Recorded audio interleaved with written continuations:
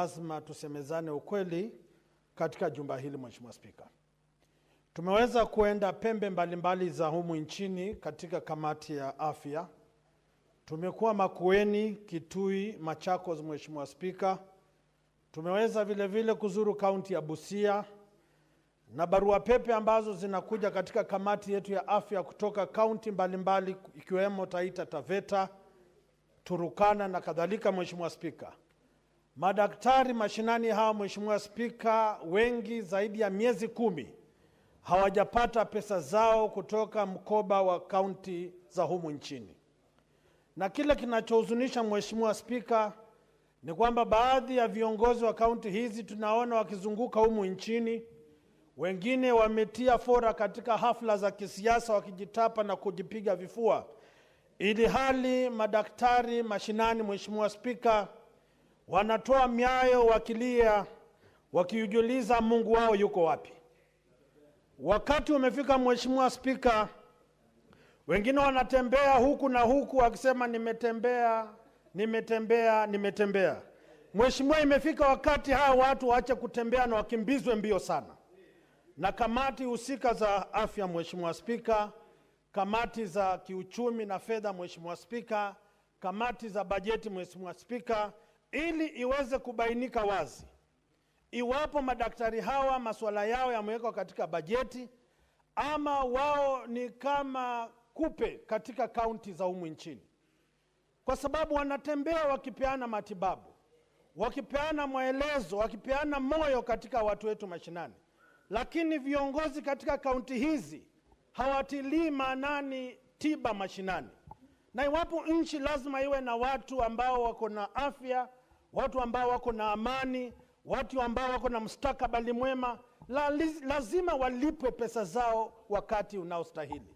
Sasa mimi kama mwanachama wa kamati ya afya vile vile nitamrai mwenyekiti wangu kwamba kupitia kinara ama muungano wa magavana waweze vile vile kujitokeza wazi na kila mtu ajieleze iwapo wanalipa madaktari hawa ama hawalipwi, wakiwemo watu wangu wa Bungoma ma CHPs ambao katika miezi 9 hivi hawajalipwa pesa. Sasa siwezi watetea wengi kule nje na wangu vile vile wanalia. Wote kwa pamoja ni Wakenya na lazima tuwatetee ili waishi vizuri kama Wakenya wengine. Asante sana, Mheshimiwa Spika. Senator Munyahaji Faki.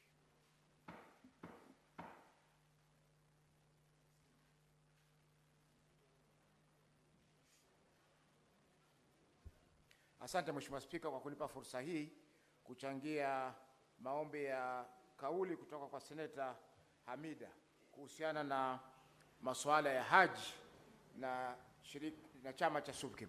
Mheshimiwa Spika, ibada ya haji ni katika nguzo 5 za dini ya Kiislamu. Kwa hivyo ni ibada ambayo ni muhimu sana kwa Waislamu na inagharimu pesa nyingi kugharamia safari ya kutoka hapa mpaka Maka katika nchi ya Saudi Arabia. Mheshimiwa Spika, katika miaka hivi punde kumekuwa na malalamiko mengi kutoka kwa wasafiri wanaokwenda kwa ibada ya haji kule Maka.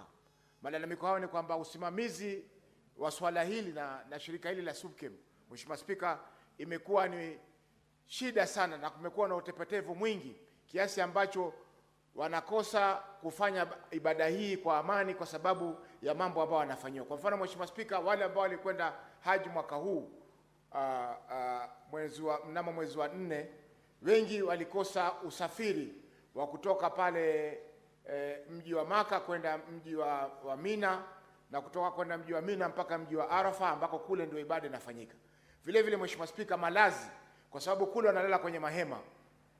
Yale malazi waliopewa Wakenya, Mheshimiwa Spika, yalikuwa duni sana, ambapo Wakenya wengi walikuwa wanalala chini kwenye magodoro, wakati wale wengine ambao wamekuja kutoka nchi, kwa mfano nchi jirani ya Tanzania, walikuwa wanapewa vitanda na wanapewa makazi ambayo yanastahili na chakula vile mastahili makazi yale, Mheshimiwa Spika.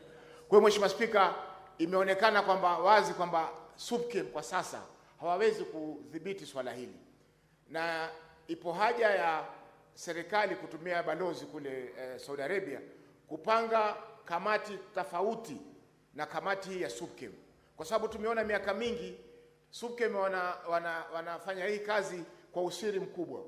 Vile vile utapata kwamba zile ada zinazolipishwa, Mheshimiwa Spika, ziko juu kuliko zile ambazo watu katika nchi nyingine wanalipishwa, na hali ya kwamba huduma ambazo tunapata kule Saudi Arabia ni duni kuliko zile ambazo wengine wanapata. Kwa hiyo Mheshimiwa Spika, ipo haja, kwa sababu SUPKEM ni shirika, kuna mashirika mengi ya Kiislamu, kuna CIPK, kuna mengi mengine ambayo yanaweza kufanya kazi hii. Kwa hivyo iwapo kutatakana kuwe na kamati, lazima kamati hii iwe ni watu tofauti tofauti. Hapa Kenya wanajiita SUPKEM, wakifika Saudi Arabia SUPKEM wanajiita Hajj Mission. Hajj Mission ni wale chairman wa SUPKEM, treasurer wa SUPKEM na secretary. Sasa itakuwaje hapa ni maafisa wa SUPKEM, kule Saudi Arabia wanajiita Hajj Mission, ambapo balozi, Mheshimiwa Spika, niachie dakika moja tena, balozi ya Kenya, mimi nilikwenda Saudi Arabia Jeddah mwaka 2023 na kamati ya leba hapa Jeddah. Tulikwenda Riyadh kwanza kwenye balozi, alafu tukaja Jeddah. Naomba dakika moja Mheshimiwa Spika. Senator Faki, 30 seconds. Asante.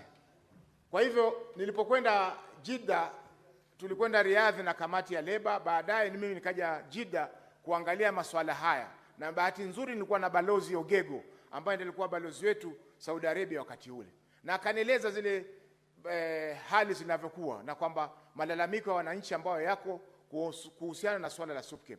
Kwa hiyo Mheshimiwa Spika, tungependa kamati hii ilifuatilia hili swala hili kwa undani zaidi, kwa sababu hivi sasa walikuwa wametoa makataa ya mwezi wa 8 kwa wale ambao wanataka kusafiri haji mwakani mwezi wa 5 waweze kuwa wamelipa 50% ya zile gharama, Mheshimiwa Spika, ambao wengi kwa hakika Mheshimiwa, kwa hivi ambao uchumi hivi sasa huko hawawezi kutimiza sharti hilo. Kwa hiyo Mheshimiwa Spika, ipo haja ya serikali kuingilia swala hili, kwa sababu wale wanatumia vibaya mamlaka ya serikali kule kwa balozi. Asante Mheshimiwa Spika. Senator, the Majority Leader.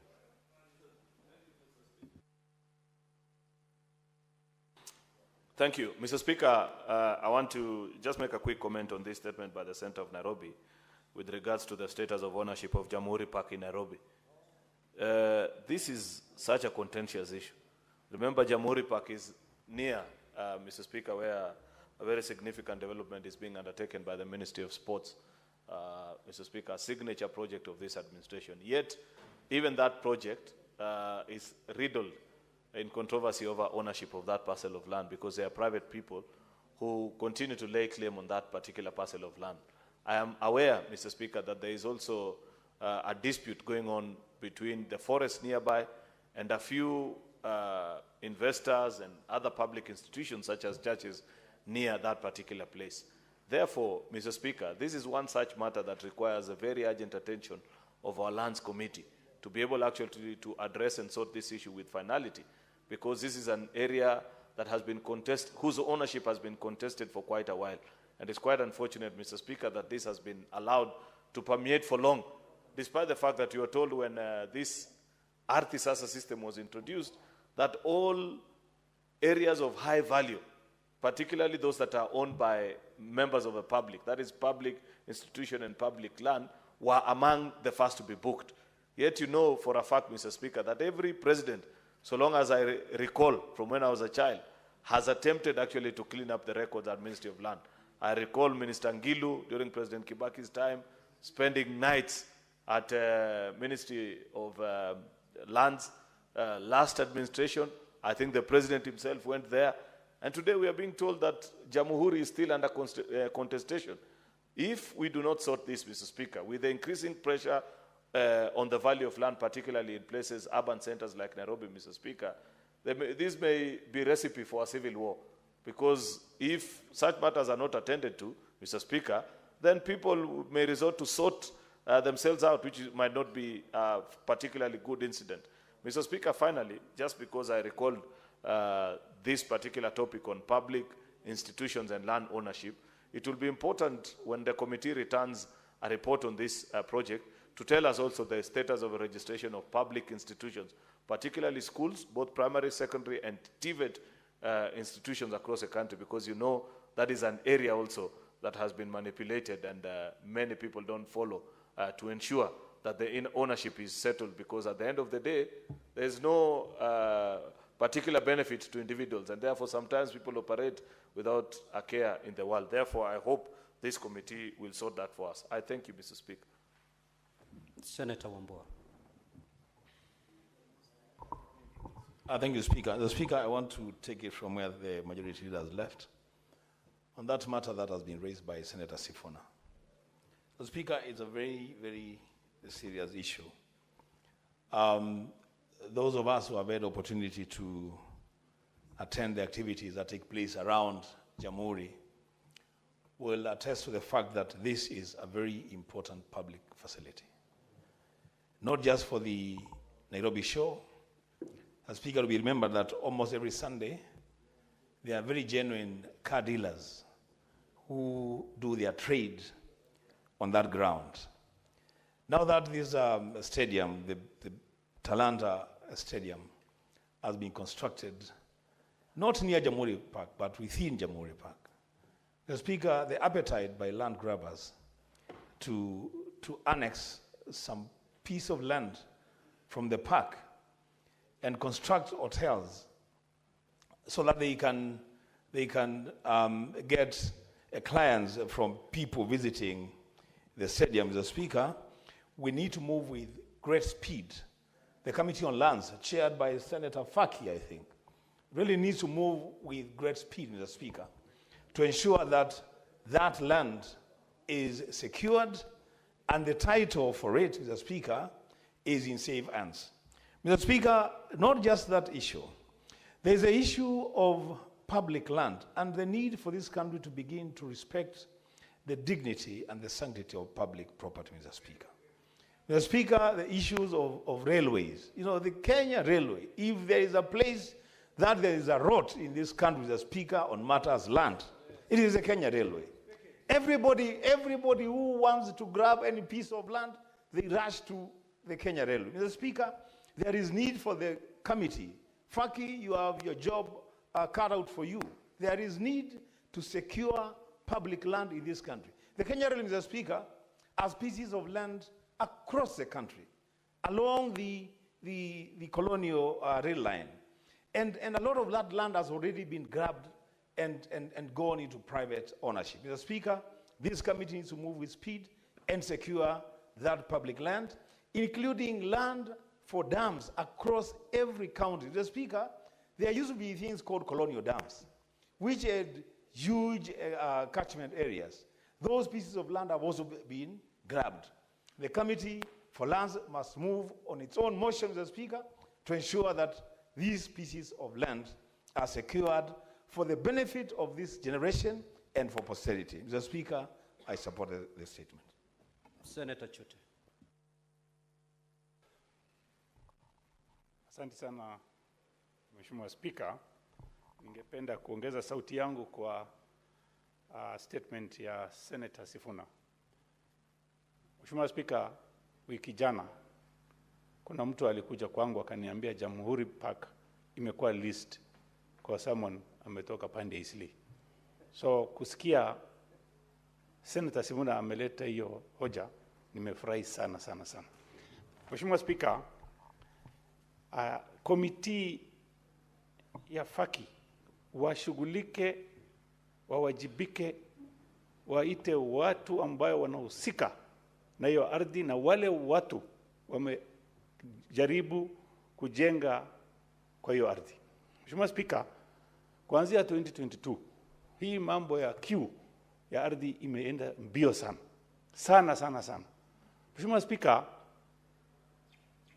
railways, ardhi zote za railway karibu 80 to 90% imechukuliwa, Mheshimiwa Spika. Na ukiuliza nani amechukua, wanakuambia uliza huko juu. Hii juu mahali iko si hatujui. Mheshimiwa Spika, na kanisa ya Katoliki ndio wako na ardhi kubwa sana ndani ya hii Kenya. Ardhi ya Katoliki haichukuliwi kwa sababu wenyewe wanaichunga. Ardhi ya railway ambayo ni dhamana na mali ya Wakenya milioni 50 zimebebwa. Lakini nataka komiti wafuatilie, waulize na waweke vikwazo.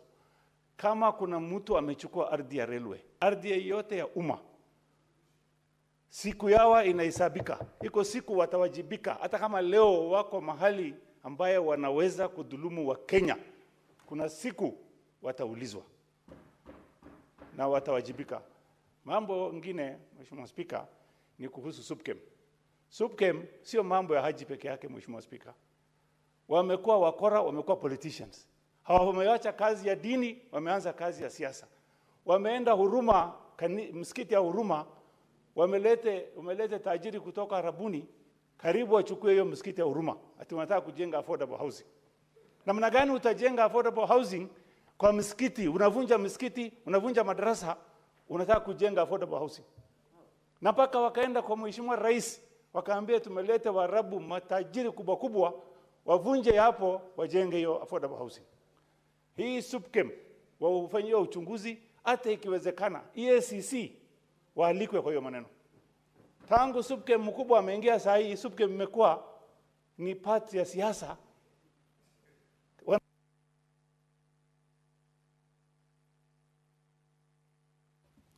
30 seconds, Honorable Senator. Mheshimiwa Spika, saa ingine unasikia hata wanajiita SUPKEM UDA, kwa sababu wanajifanya wako ndani ya serikali, ndio wanaweza kunyang'anya mahali ya msikiti na madrasa yote. Kwa hivyo ningetaka komiti waende, hata ikiwezekana waulize jukumu yao ya SUPKEM ni nini. Hawa kazi yao ni kuchunga mali ya msikiti, sio ardhi, sio yao, hakuna title imeandikwa kwa jina yao. Kwa hivyo ningependa ikiwezekana komiti ifanye uchunguzi ya kutosha na ikuje na mambo ambaye itakuwa ya ukamilifu. Asante sana Mheshimiwa Spika. Senator Olekina. Mr. Speaker, thank you for this opportunity to briefly comment on a couple of statements. One is a statement by Senator Sifuna. Mr. Speaker, I was listening to a song this morning by one of my favorite artists called Wycliffe Jean. In the song, and I'll invite all of us here to be able to Google it, it says, if I were president, or if I was elected president on a Friday,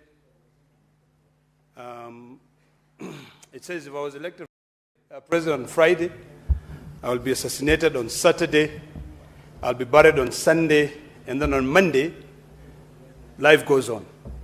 People move back and continue their life. Mr. Speaker, it is sad that in the 21st century, in a country where the citizens are woke, where we've got the internet, there is still room for a sacred deal to be carried out.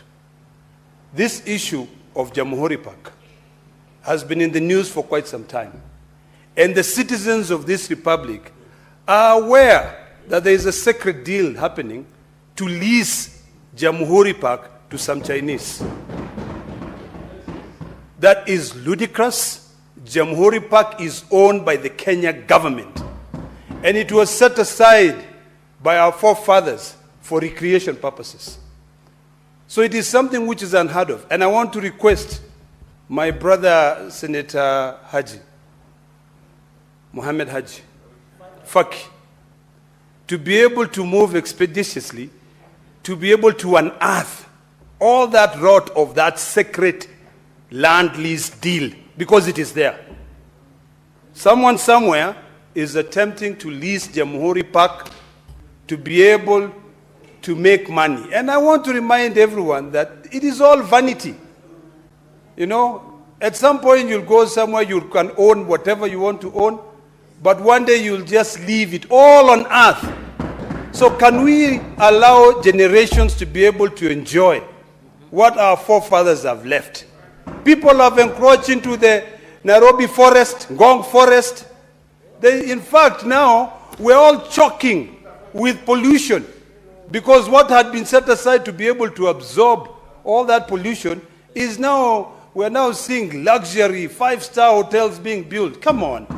Enough. So, Mr. Speaker, this sacred land deal, the listing of the land secretly, must come to an end.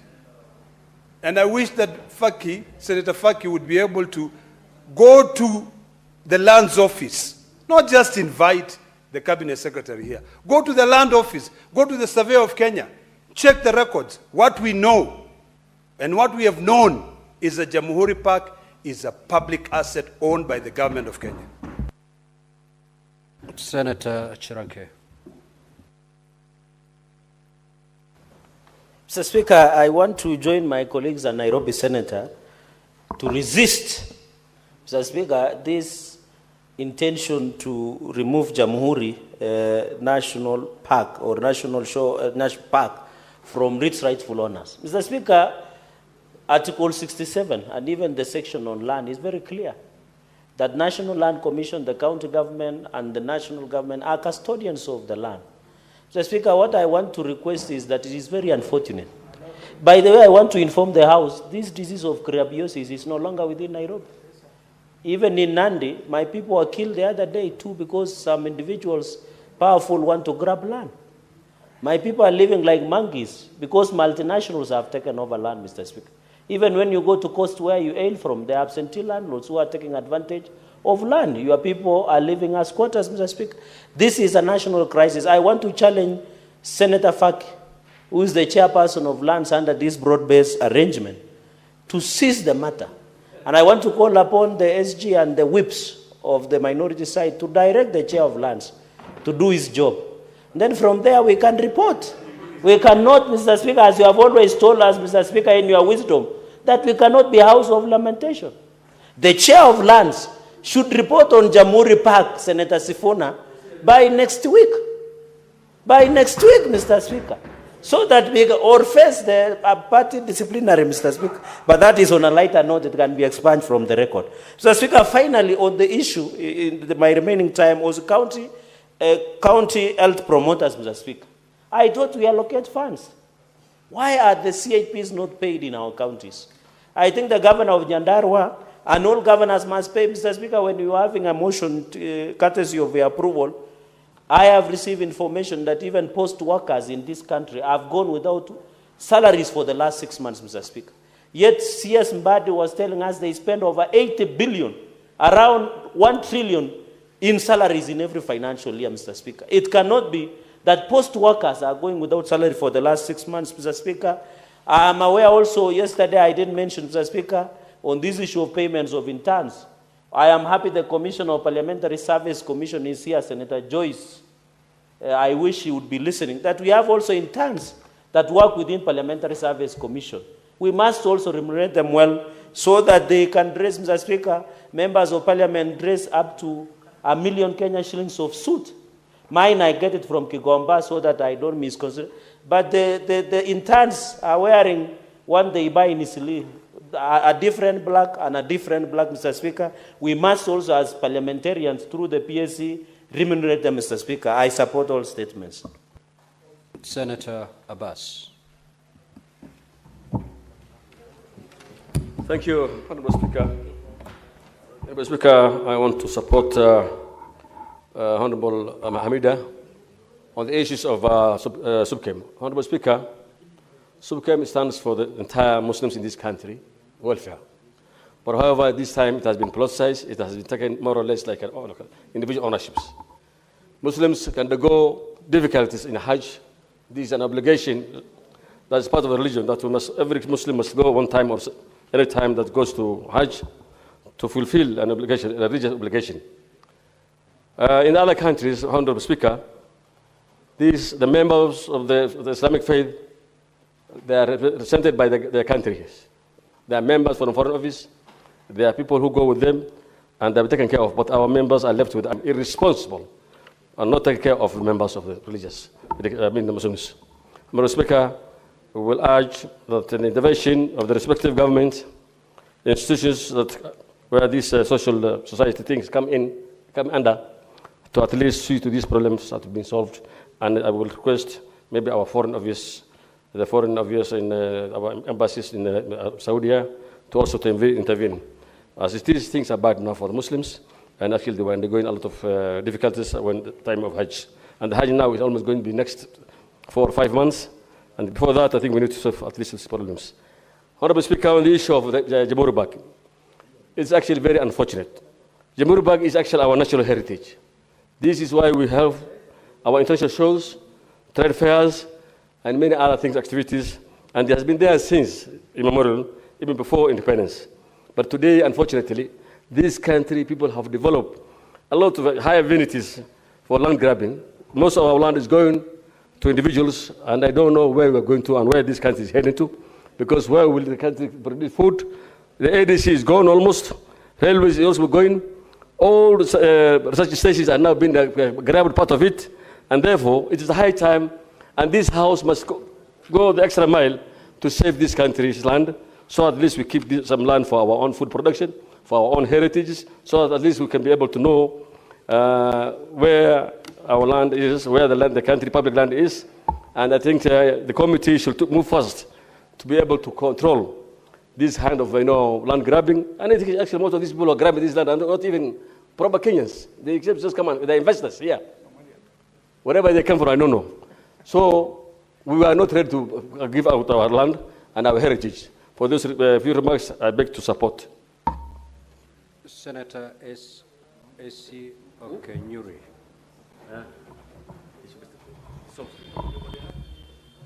Thank you, Mr. Speaker. I wish to support the statement that was read on Senator Methu's behalf on community health promoters. Mr. Speaker, the community health promoters are a very integral cohort in the bottom-up economic transformation agenda on the side of healthcare. But it's very unfortunate what we are witnessing from county governments, not just Nyandarua, but so many of the other county governments. Community health promoters are either lamenting from delayed payments or non-payment of stipends at all, Mr. Speaker. And they have so many other challenges. Imagine the community health promoters ordinarily should be covering 100 households. But on daily basis, sometimes they cover more than those 100 households, Mr. Speaker. Mr. Speaker, not just stipends. This committee should also go and find out why community health promoters are not even able to get data to aid them in synchronization of data that is in the electronic community health information system, because on a daily basis they have to do this. So with no, as little as no data, they are not able to do the same, Mr. Speaker. Mr. Speaker, community health promoters previously benefited from NHIF that they were paid for. Currently, they do not have SHA coverage benefit. That is one of the things we need to look at. If at all, they are crucial as we actually look at them, Mr. Speaker. And finally, now that all of us agree that community health promoters are very integral in the healthcare system in this country, why then don't we incorporate them in the rest of the other professionals in the healthcare system, in linking the bottommost part of this country with the main system in the healthcare sector, so that they can be able to serve citizens efficiently and also feeling that their services are appreciated, Mr. Speaker. I thank you. Next order.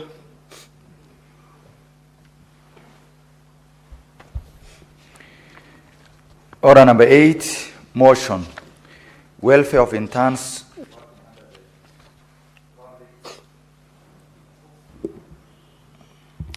Order number 8, motion. Welfare of interns working under Public Service Commission, PAC. Question to be put. Clerk, do we have the requisite quorum?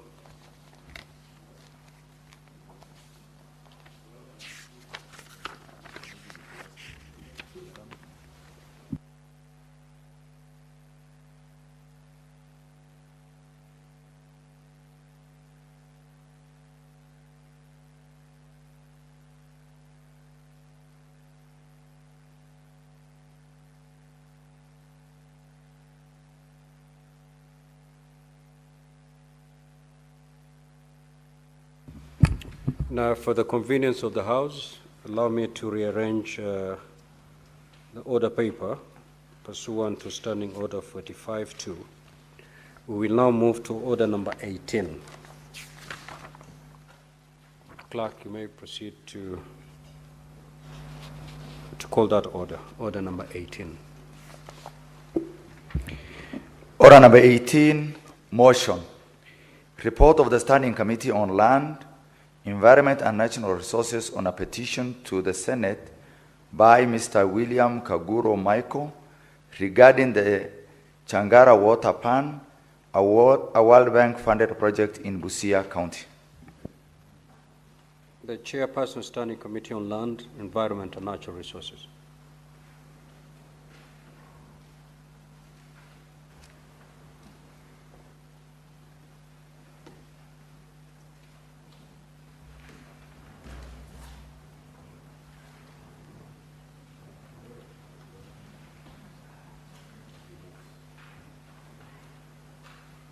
Thank you, Mr. Speaker, sir.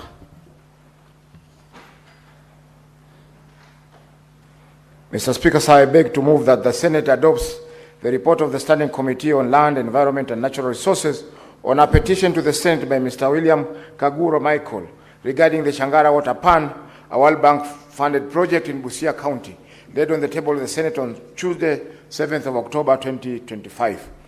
Mr. Speaker, sir, on the 11th of October 2023, you reported a petition in this Senate by the residents of Changara in Teso North, Sub-County, Busia County, regarding Changara Water Pan, a World Bank funded project in that county. Mr. Speaker, sir, the petitioners sought three main prayers in the petition. Number one, that the committee investigates the procurement process and determines how Berodi Company was awarded the contract for the project. Number two, that the committee examines and addresses any misappropriation or misuse of funds allocated to the project and hold accountable all individuals and officials found culpable of compromising the project and its objectives. Number three, the committee facilitates the timely completion of the project to deliver its intended benefits to the community. Mr. Speaker, sir, the committee visited Busia County in April this year, and it also had consultations and hearings both here in Nairobi and in Busia. We also had an opportunity to invite the governor of Busia, His Excellency Mr. Otuoma, and also the EACC. And our recommendations, Mr. Speaker, sir, are that one, the committee, the EACC, because at the time of the investigations, the EACC had already commenced investigations to the project, and they were at an advanced stage in conclusion of their investigations. So we recommend, Mr. Speaker, sir, that the EACC expedites its investigations and concludes the same within 3 months of the tabling of this report. Number two, we are also recommending that the EACC, upon completion of its investigation, any financial resources that are misappropriated and attendant interest should be recovered and plowed back into the completion of the project. Mr. Speaker, sir, most of the times when the EACC recovers these funds, they are normally paid to the exchequer. However, it is time that the EACC now refunds these funds to the requisite county or government department so that the projects that are intended to be done are completed by those funds. Number three, that the county government, which had already also taken steps to complete the project, do ensure that security and all that safeguards of the water pan assets and equipment to avoid further vandalism. Mr. Speaker, sir, when we visited the site, we found out that there was no boundary wall, there was no guard office, which are projects that had been paid for by the funds. Number 4, that the county government institutes immediate plans to complete and operationalize the water pan project and therefore properly hand over the project to the community within the financial year 2025-2026 and ensure its sustainable use and maintenance.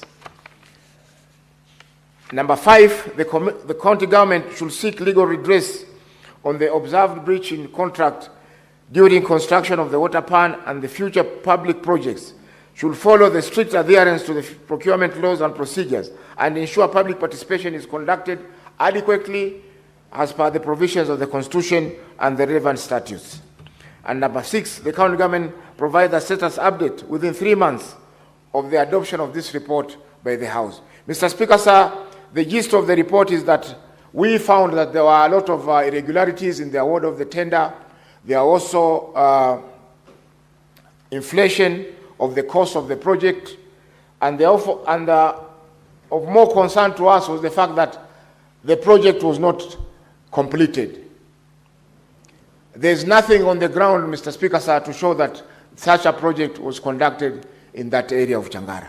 So, Mr. Speaker, sir, I move that this report be adopted, and I invite my brother, Senator Murango, who is also a member of our committee, to second this report. Thank you, Mr. Speaker, sir. Asante sana, Mr. Speaker. Ningetaka kuunga mkono ripoti iliyoletwa katika bunge la Seneti na mwenyekiti wa kamati husika. Mr. Speaker, ni kweli kwamba tulienda mpaka pale Changara ambapo si karibu na tukaweza kutathmini yaliyotendeka. Na Mr. Speaker, ni kweli kwamba ile kazi ambayo ilikuwa ilichukua takriban milioni 24 haikuwa imefanyika vilivyo, na chambilecho Waswahili kwamba ukiona manyoya ujue imeliwa. Kwa hivyo kamati iliweza kutathmini ya kwamba zile fedha ambazo zilitumika pale ni kama zilikuwa zimepotea. Mr. Speaker, ningetaka tu kuuliza mwenyekiti kama wakati ripoti inawekwa picha ziwe zinaonekana, kwa sababu pale niko lakini inaonekana kama gunia la makaa katika picha ambazo zimewekwa katika ile ripoti. Jambo lingine ni kwamba tuliambiwa kwamba mradi uliotekelezwa ulikuwa na faida kwa wakazi, lakini hata zile mifereji ya maji ambayo ilikuwa inatoa maji kutoka kwa ile bwawa la Changara ili uweze kunufaisha wakazi ambao walikuwa wanaishi chini ya bwawa hakuku hata moja, na tukaelezewa kwamba zile mifereji zilikuwa zimeimbiwa. Jambo la pili ni kwamba pale ilikuwa imechimbwa pale hapo juu hatua moja kulikuwa na bwawa lingine ambao lilikuwa limejengwa na Waroezi miaka 1900 na kitu 14 hivi. Lile bwawa lilikuwa liko katika hali nzuri kuliko lile mpya ambao lilikuwa limetumia takriban milioni 24 ambalo lilikuwa linafaa kunufaisha wale wakazi. Tulipata ya kwamba pia hatukukaribishwa kwa njia iliyofaa, kwa sababu nadhani unajua mtu akiwa na makosa huwa anakimbia hata kabla hakuna mtu anamfukuza. Lakini baadaye tulikaambiwa kwamba hata kuna ofisi na kulikuwa na hata vyoo ambavyo vilikuwa vimejengwa katika eneo ile. Tulipofika pale hatukupata. Ua yenye ilikuwa imewekwa sio ile ambayo ilikuwa imepeandwa katika kandarasi ya kujenga. Tukatathmini hata mwenye alikuwa anapewa wakati mwingine alikuwa pia ni mwakilishi wadi katika eneo lile wakati mwingine, ambao ilionyesha wazi ya kwamba kulikuwa na utumizi mbaya wa mamlaka. Mr. Speaker, ya mwisho tulipata kwamba ile mbwawa bado ilikuwa inavunja maji kutoka chini. Kusema ya kwamba na wakati huo kulikuwa ni wakati wa kiangazi. Kusema ya kwamba kukinyesha sijui kutakuwa kutaendelea namna gani. Na tunapojua kwamba kulikuwa na janga la mbwawa ambao ilikuwa imevunja kingo zake katika eneo la Nakuru, tuliona pia ni hatari ya wale wakazi ambao walikuwa wanafaa kunufaika hapo awali na ule mlandi. Kwa hivyo tuliweza kukaa chini pia na wale wa taasisi husika kama EACC, tukaongea na wakasema anachukua hatua. Mr. Speaker, changamoto ambayo inakuwekwa wakati watu wanafuatwa kwa sababu ya kuvunja pesa ya umma ni kwamba ile pesa inapopatikana haitarudishiwa moja kwa moja wakazi wa Busia.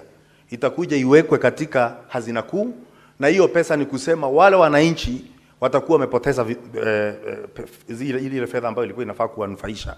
Kwa hivyo na tukasema pia ni vizuri kuwe na taratibu, wakati uchunguzi unafanywa na fedha inapatikana, iweze kurudishiwa ile gatuzi husika, ili fedha iweze kunufaisha wale watu ambao watakuanga wametarajiwa kunufaika na ile fedha ambayo imetolewa. Ya mwisho kabisa ni kwamba kazi iliyofanywa ni kazi duni. Sisi pia ni wakulima. Ile mbwawa ni kama yenye tunatengeneza sisi na kama milioni 2. Lakini ile ilisemekana imetumia milioni 24. Kwa hivyo Mr. Speaker, kwa mengi na machache nitasema ya kwamba tulipata kulikuwa na kasoro ambayo inafaa kurekebishwa, na pia wakifanya uchunguzi wale waweze kuchukuliwa hatua ili iwe ni kielelezo kwa wengine ambao wanaweza kuwa na tabia kama hizo. Asante sana Mr. Speaker. Honorable Senators, I will now propose the question, which is that the Senate adopt the report of the Standing Committee on Land, Environment and Natural Resources on a petition to the Senate by Mr. William Kanguru Michael regarding the Changara Water Pan, a World Bank-funded project in Busia County, laid on the table of the Senate on Tuesday, 7th of October, 2025. The Honorable Chiranke.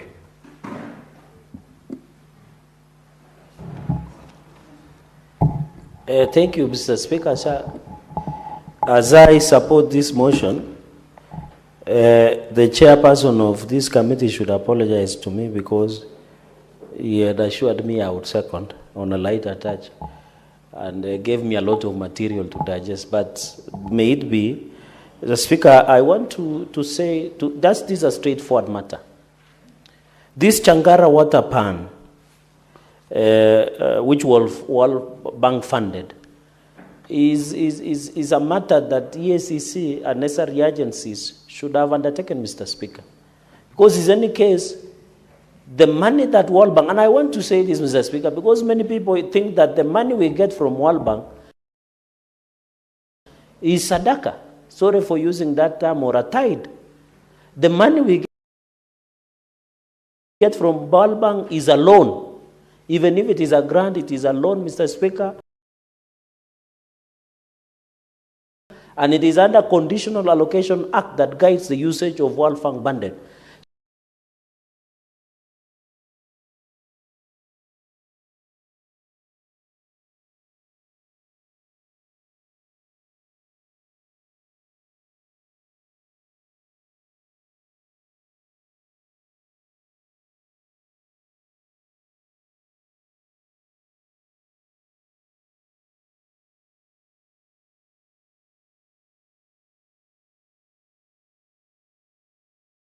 So, Mr. Speaker, it should be noted. And when we raised questions, the World Bank country directors and World Bank officials, Mr. Speaker, did not even mind into the looking in those questions. The World Bank country directors and World Bank officials, Mr. Speaker, did not even mind into the looking into the issue that we raised at Kapsabet town, where there was an improvement of footpaths. Mr. Speaker, the footpaths that were done, and I'm told that this World Bank, and I think the chair of Lyles should listen to this, or even the EACC, most of the contractors that work with the World Bank are only one. And when they did the footpath around Kapsabet town, Mr. Speaker, that footpath was not even enough for 2 dogs to pass each other. And you know, Kapsabet, Mr. Speaker, we are blessed with rains. That footpath has been washed away, all the way from Namgoi to Kamobo. Mr. Speaker, as you exit towards the Nandi forest, you know, Mr. Speaker, we are lucky we have 3 forests. We are the only county with 3 forests, Nandi North, Nandi South, Mr. Speaker, and of course, Kimondi Forest. Those footpaths that were supposed to be done, Mr. Speaker, did not meet the threshold. I, as the area senator, I wrote several 1,001 letters. I was not writing the letters that were written by Paul in the Bible, Mr. Speaker. No, the letters that were written to Corinthians or Galatians. I was writing letters to World Bank to demand accountability. That how many money a day dispersed to Nandi County. Mr. Speaker, I want to request, based on this motion, that is there a way through the Lands Committee or the yours truly, either Finance and Budget Committee or County Public Accounts, to demand audit of this World Bank project across the country. especially on the issue of Kenya Urban Support Program, the issue of water projects across the country. Let us get the catalog of the audit of those projects, Mr. Speaker, for accountability and transparency, so that this Changara water project that was supposed to be funded, Mr. Speaker. One, we have lost what we call value for money, Mr. Speaker. The people who are supposed to use this water have not used, Mr. Speaker, which means we did not get value for money.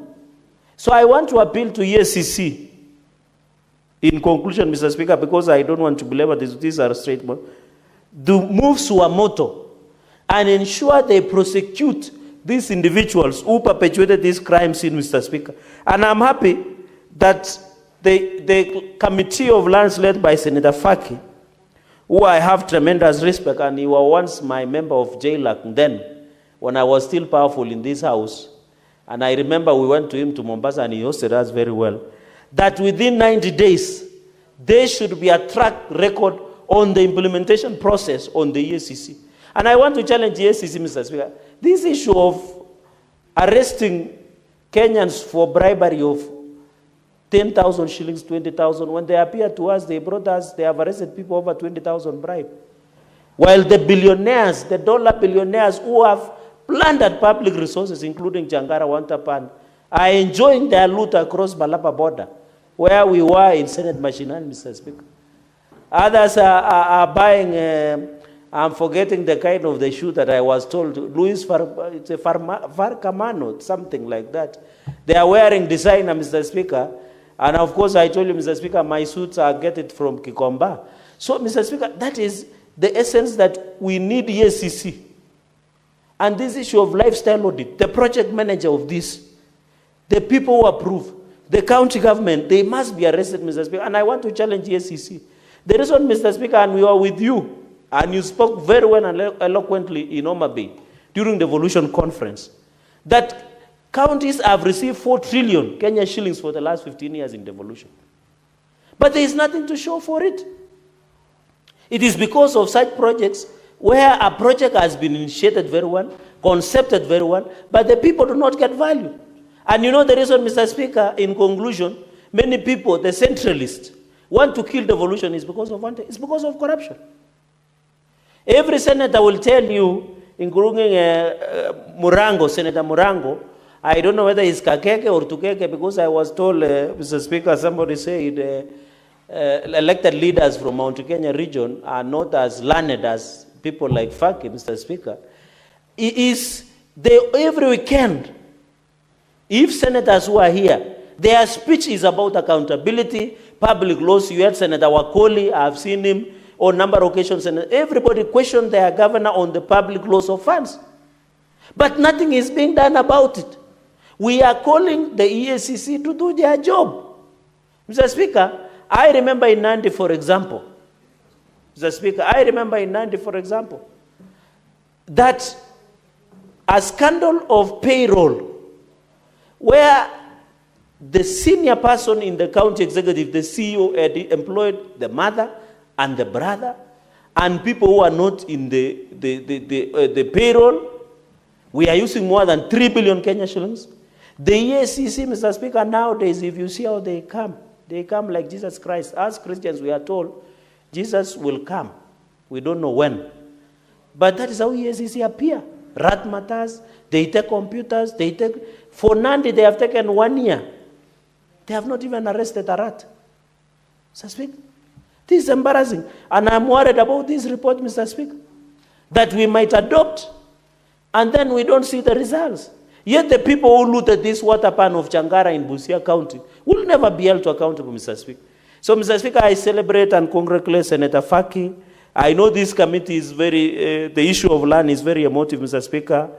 My law lecturer, Professor Tomo Jenda, used to sell us a book by force called The Principles of Conveyancing. One thing I like about, as he begins his book, he says, in the first, when you open the preface, Mr. Speaker, he says, land is an emotive issue, and he puts it a full stop. I put a full stop, the principles of conveyancing. And we used to buy his book and to tell us about the issue of land. And I want to invite Senator Faki to read that book, and even Senator Manso, your colleague Professor Tom Jenna wrote a book called Principles of Conveyance. I know the Committee of Lands, Senator Faki is very busy, Mr. Speaker. So even, Mr. Speaker, as we support this motion, I think it's a straightforward matter. I want to request, Mr. Speaker, if we adopt, I don't know our standing orders, maybe you can use your power, that these 90 days, let us be told who stole this issue, Mr. Speaker. Mr. Speaker, with your indulgence, there is this small matter where there seems to be political intolerance, Mr. Speaker. As we speak, Mr. Speaker, one of the thin red members of parliament aspirant by the name Engineer Shadrach Maritim has disappeared, Mr. Speaker. Is there a problem, Mr. Speaker? Another day, there is a young man called Ken Maswai from Kapseret constituency was clobbered. And he spilled blood all over, more than what Jesus Christ split on the cross, Mr. Speaker. So, Mr. Speaker, I think as a country, let us preach peace, let us bring tolerance. Mr. Speaker, with those many remarks, I beg to support and thank you for your indulgence. I know you are a wise man. I thank you, Mr. Speaker. Senator Fernandez, observe relevance whenever you're making your contributions. Senator Mandago.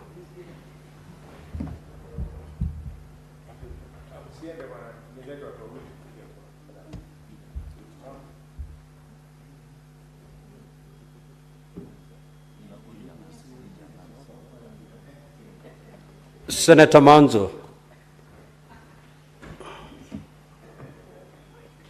Thank you, Mr. Speaker. As the senator for Eldoret familiarizes himself. Senator Mandago, you are out of order. You don't cross that way. Yes, Mr. Speaker, this is a very important matter. And it is not the only matter whereby World Bank has funded projects, and after funding projects, the same happens. In fact, the projects funded under Ministry of Agriculture, instead of devolving them to the counties, Mr. Speaker, the Ministry of Agriculture, funded by various bodies, will pretend to go to the county and do these projects there, and quite a number of them, and especially water plants like this one, Mr. Speaker, they have ended up half done, or CP water, or with a problem or another, yet the project is completed, contractors fully paid, and they leave. I believe there must be a sense of responsibility, Mr. Speaker. If we want to give the people of Kenya water, then let's finish the project, Mr. Speaker. Many parts of the country are dry, and if we properly irrigated our country, or even supplied people with water, you first solve the problem of diseases by more than half. Because when there is sufficient clean water, then diseases disappear. Many diseases attack people for lack of water, for staying thirsty, and for lack of clean water. And therefore, having a dam of this magnitude in Busia County would go a long way, and this is a county which fairly rains well, will go a long way into helping very many people, into improving livelihoods of people. But unfortunately, this did not happen, Mr. Speaker. The dam was abandoned halfway. Ordinarily, it is very expensive, and we must look at our relationship with the organizations which are funding our projects.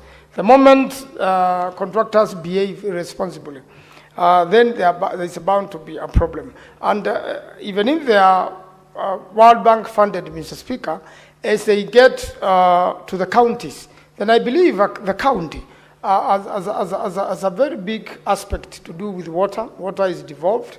Land is to a good extent devolved.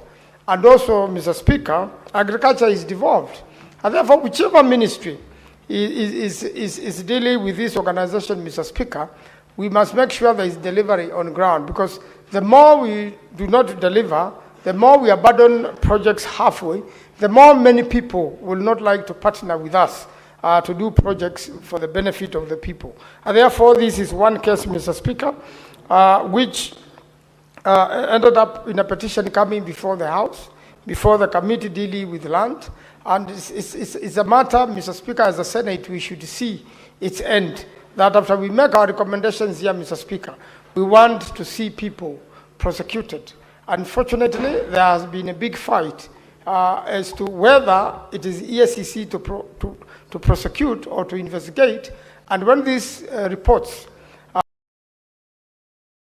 go to the DPP for proof of prosecution, then things start going around in circles. And because the DPP has power to prosecute or not to prosecute any individual in the country, then it has ended up discouraging a lot of people from even pursuing corruption cases. It is also true, Mr. Speaker, witnesses related to corruption cases died, disappeared, and a lot of people left afraid to testify.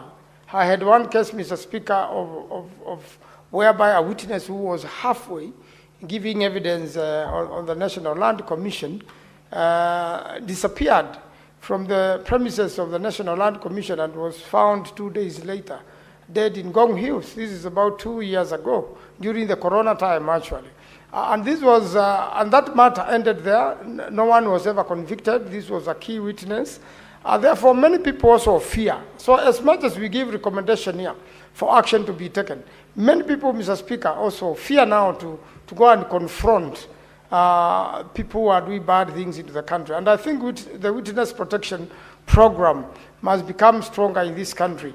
And then also, the DPP's office has to be very firm. Where there is sufficient evidence, there are no sacred cows. Let those people face the law, and in the minimum, let them do retribution. Let them return to the state what the state has lost. And I think if that offer was there, and somebody has a choice between prosecution or refunding part of the money, most probably they will refund the money other than face prosecution. A plea bargain of some sort, Mr. Speaker.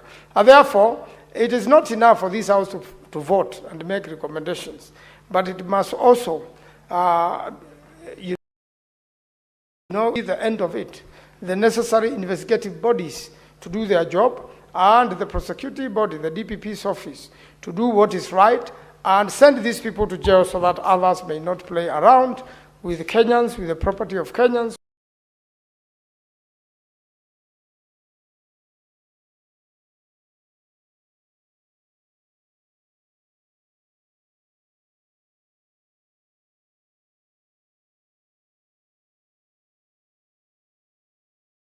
With the benefit of Kenyans conferred to them by World Bank. I thank you, Mr. Speaker. Having moved the motion. My dashboard is clear. Well, the mover is already taken to the floor.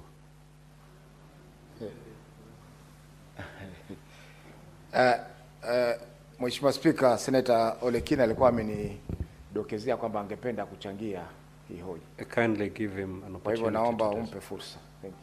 Proceed, Senator Olekina.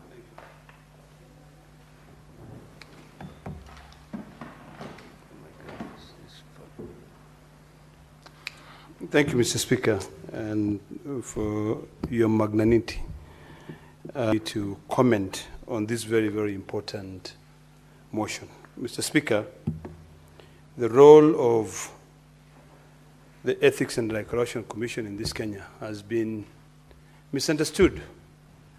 And in most cases, you'll find that when projects are investigated where there is either misuse of public funds or there is a collusion, the people who end up suffering are the citizens.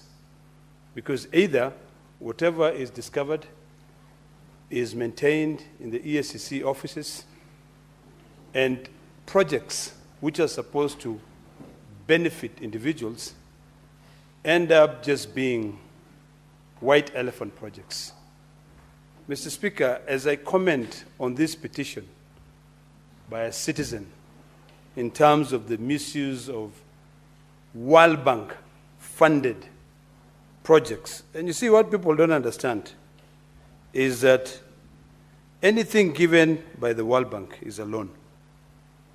Anything given by the World Bank comes with conditions.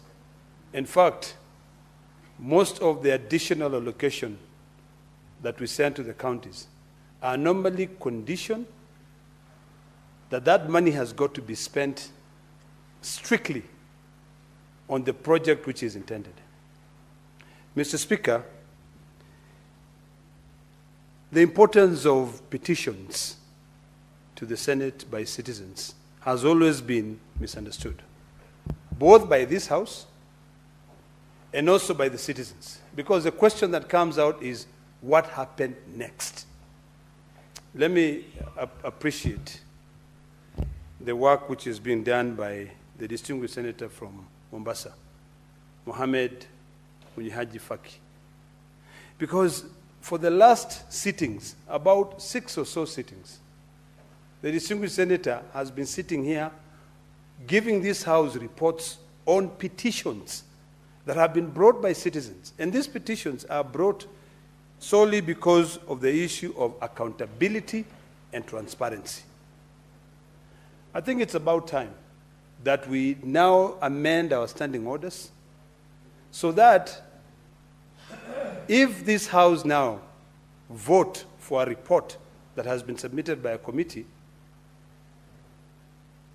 despite the fact of us not having an implementation committee,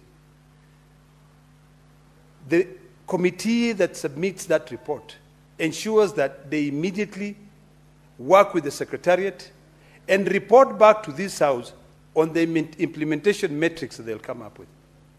Mr. Speaker, I was sitting here keenly listening to Senator Faki when he was moving the report. And my good friend, Senator Sifuna, came and called me. And he said to me that the former Speaker of Parliament, Ole Kaparo, was waiting for me in my office. And when I went to see him, he gave me his book that he's written. And I want to encourage all of us to get a copy of this book. And he said to me, I want you to read the last paragraph. And it's quite interesting that what he told me to read, Mr. Speaker, relate fairly to the current generation that we have. You know, a lot of people think that you can do anything today and no one will know. And he told me, read this last paragraph, in which I want to read, Mr. Speaker. He said, today, younger generation is the best gift Kenya has to right the wrongs of the past because they live in the golden age of increased knowledge. The world is expanding into a boundless village on account of the internet, which connects people around the world in ways that have seemed magical to their forebears. Mr. Speaker, before, people will just misuse public funds and there's no accountability of transparency.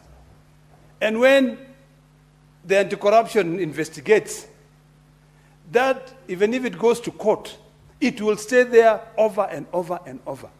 When you now read what Ole Kaparo has written here, and you juxtapose it to the current situation on this petition, the first thing that you must ask yourself is this. Hypothetically, if EACC are able to recover any money, will that money go back to complete that dam? Or will that money just be sent back to Treasury? Or EACC will just maybe make a deal, keep the money? Ultimately, what will happen? So, Speaker Kaparo has told us that the younger generation know, and that is why everyone is coming to the Senate to be able to bring a petition. But what we have not been able to answer is that how do we guarantee the petitioner that this House will give a solution? There is absolutely no way that we can guarantee that petitioner when there is a big question mark on the powers that this House have today. There is a big question mark on the power that the judiciary has today. Those two, and I want to repeat this, Mr. Speaker, that unless now we become bold enough and to make sure that whatever this House pronounces, if we vote, right now we are busy looking for senators to come in so that we can vote and adopt the report tabled by the distinguished senator from Mombasa. But what happens if we are not bold enough to give this House the power that has been donated to it by the Constitution. Speaker Kaparo says there'll be a revolution. And in this time, we will not be able to stop it. So, fellow senators, it is wrong that conditional grants, money donated, money loaned for specific projects are misused and nothing happened. I want to plead with the chair of Lands, Senator Faki, who is also an accomplished lawyer, to do things differently this time around, to show that this House has got, indeed, a lot of power, that we can be able to make sure that when EACC recovers any money, that money, this House directs that money goes back to complete that project. Because otherwise we will not be doing anything. So to conclude, Mr. Speaker, I want to end by saying that we must now develop the will to fight for this House to regain its power. And whatever motion we pass here, because Senate only pronounces itself through bills and motions. Whatever motion we pass in this House, it doesn't just become a piece of paper or literature, or it doesn't just become moot. It must come out with action, and it must bite. So EACC, the ball is on your court. But remember, it is this House that gives you power. And Senator Faki, if we have to amend the EACC Act, so that whatever money they recover from their investigation, it goes back to benefit the people who are being investigated, so be it. So since we know motions can be taken lightly, we pass so many motions here. One of the motions which I worked so heavily, Mr. Speaker, to pass was a motion on pending bills. You know? And now, what happened to that motion? Was it implemented? No. And now, boils down to the fact that if I want it to be implemented, is for me to use my money, go to court, and get court orders to compel. Then where is the power of parliament then? So, Mr. Speaker, Senator Faki has an opportunity to start giving this House powers, to regain the powers that we have as parliament. Thank you, Mr. Speaker.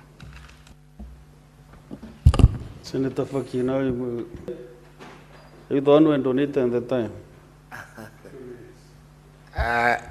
Thank you, Mr. Speaker. First of all, I want to thank all the senators who have contributed. Senator Murango, who was my member of the Lands Committee, Senator Cherargei, who has been very passionate about our reports, and he has been able to contribute in all the reports that we have been able to table in this House. Senator Manzo and Senator Olekina. Mr. Speaker, sir, earlier when we were discussing, members were contributing to the statement by Senator Sifuna on the alleged grabbing of the Jamhuri Park land, several issues were raised. And our committee only says of the matter when the matters are referred to us through this House. And we are willing. Last week on Monday, we traveled to Meru with you, Honorable Speaker. And in Meru, one of the petitioners explained to us that there are about 230 plots, which translates to about 1,735 acres of land that belong to the Meru County government, which have been grabbed by private individuals. But unless we have that information in writing in this House, we may not be able to move much. So I want to thank them for contributing to this report. Mr. Speaker, sir, our recommendations are there, and we are going, once the report is approved, we are going to have a matrix of implementation together with the other reports which were adopted last week, so that our reports within a period of 90 days, we shall be having regular briefs to the House whenever we present our report for the quarter. We shall be presenting also our reports on how the reports are being implemented. Mr. Speaker, sir, on the issue of recovery of money which has been misappropriated through the EACC. Yes, that has been a problem. In fact, the prosecutions sometimes are derailed by the office of the ODPP. A case in point is the case of the former governor for Migori, where the EACC is insisting on prosecution of Mr. Obado, while the ODPP are willing to plea bargain and withdraw the charges in return for the money that is going to be the assets that have been recovered from Mr. Obado. Mr. Speaker, sir, in such a scenario, for instance, the assets amount to about 400 million. Now, this was money which was meant for the county of Migori, but now that money is coming to the treasury, and in the treasury, it is now going to be reallocated and re-budgeted for. Yet, the people of Migori have lost an opportunity to have development projects with that money. The same should be applied to this Changara water project. Any amount recovered should go back to Busia County, because that money was for the people of Busia and for the Changara water plant project. Mr. Speaker, sir, I beg to reply, and pursuant to Standing Order number 66.3, request for the deferment of putting of the question to a later date. Thank you. Very well. Your request is granted. Next one.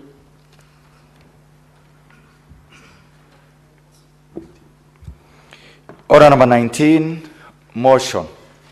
Report of the Standing Committee on Land, Environment and Natural Resources on a petition to the Senate by Mr. Francis Wanaina Njuguna Mbogo concerning historical injustice and illegal alienation of LR number 7153-1, 7153-2, 7153-R, also known as LR number 12825 in Kiambu County. Chairperson, Standing Committee on Land, Environment and Natural Resources. Move the motion. Thank you, Mr. Speaker, sir. Mr. Speaker, sir, I move that the Senate do adopt the report of the Standing Committee on Land, Environment and Natural Resources on a petition to the Senate by Francis Wanaina Njuguna Mbogo concerning historical land injustices and illegal alienation of LR number 7153-1, 7153-2, 7153-R, also known as LR number 12825 in Kiambu County, laid on the table of the Senate on Tuesday, 7th of October 2025. Mr. Speaker, sir, this was a petition received from the family of Mbogo's family regarding those 3 parcels of land. Their prayers were that the Senate committee recommends to the National Land Commission to consider reinvestigating the claims of historical land injustices regarding these parcels of land to its logical conclusion. And number 2, that the committee recommends that immediate cessation of any forced evictions towards the petitioners.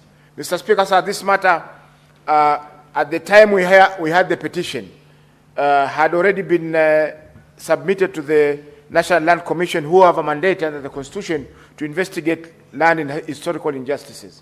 Mr. Speaker, sir, there are also several matters which were pending before the High Court in Kiambu and Nairobi, and therefore our hands are a bit tied. So we have recommended, Mr. Speaker, sir, that the National Land Commission do proceed and conclude the investigations on this land on or before the 30th of December 2025, that there be no further evictions of the Mbogo family from the lands that are mentioned in this petition. These are parcels number LR number 7153-1, 7153-2, 7153-R, also known as LR number 12825 in Kiambu County. And Mr. Speaker, sir, I beg to move and ask Senator Issa Juma Boy of Kwale County to second this report. Thank you. Senator Issa Boy. Thank you, Mr. Speaker, sir. I second. Thank you.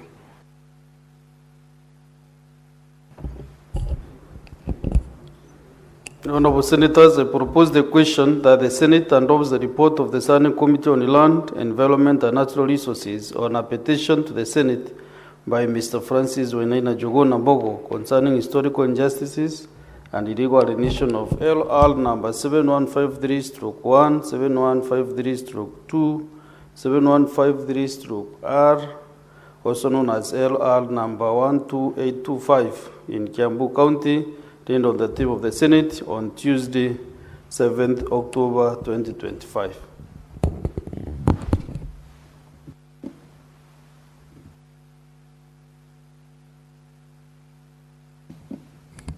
I want to give an opportunity for senators to contribute to the motion and give their comments. But so far, none is on my dashboard. Okay.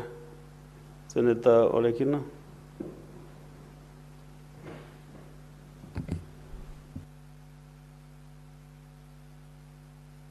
Mr. Speaker, let me appreciate Senator Faki for the good work that he has been doing. In fact, when people are what these senators are doing here, Mr. Speaker, this petition is important, and I'm happy that the Lands Committee has given recommendations. And sometimes it is very difficult for the Senate to be able to give recommendations on matters that come to this House, and there are so many other legal issues surrounding it. Having so many cases in court relating to the same land is something which makes it very difficult for the Senate to give recommendation that will be rewarding to the petitioners. I want to urge the petitioners to read carefully the findings of the Senate on this matter. They can utilize the findings of these cases to build up their case. But meanwhile, that subdivision of that piece of land in a cooperative has to be done in the right way. So I want to urge the gentleman from Kiambu County to engage thoroughly NLC, the National Land Commission, which I know currently there are a few commissioners who are being vetted, and I hope that the President will move expeditiously and appoint new commissioners. I believe there are about 3.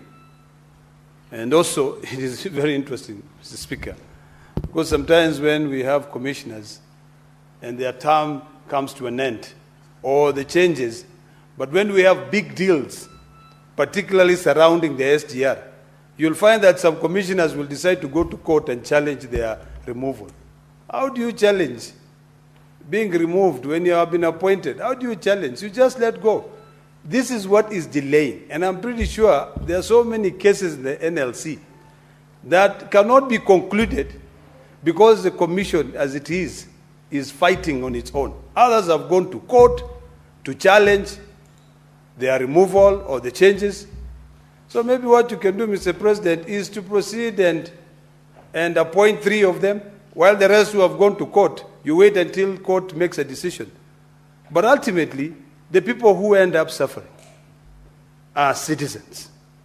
Because when you're put somewhere, you're not just put there so that you can be able to go there and benefit or line your pocket. Why would you fight the appointing authority? If you are given an opportunity to serve, serve. If you are told go home, go home. Unless it's the citizens who have elected you. When the citizens elect you, there is a time frame. 5 years, if they are not happy with your job, they take you home.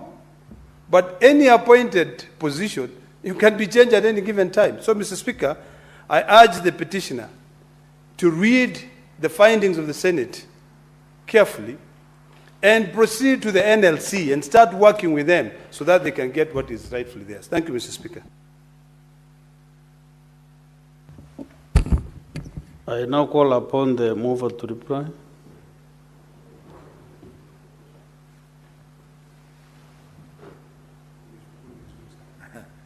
Thank you, Mr. Speaker. This is a matter which squarely falls under the mandate of the National Land Commission. We are aware that the Commission's terms of office is about to expire. However, they have done a lot under the stewardship of Mr. Gershom Otachi, and they have assured us that they will be willing to work extra hard to be able to conclude the reports that they have been doing. Mr. Speaker, sir, we further recommend that the commissioners that will be appointed, they be sufficiently funded and be able to deal with the historical land injustice cases expeditiously, because this is one of the problems that we have been able to encounter throughout the Republic. Thank you, Mr. Speaker, and I move that under Standing Order number 66(3), the putting of the question be deferred to a later date. Thank you. Very well noted. The putting of the question has been deferred. Next order.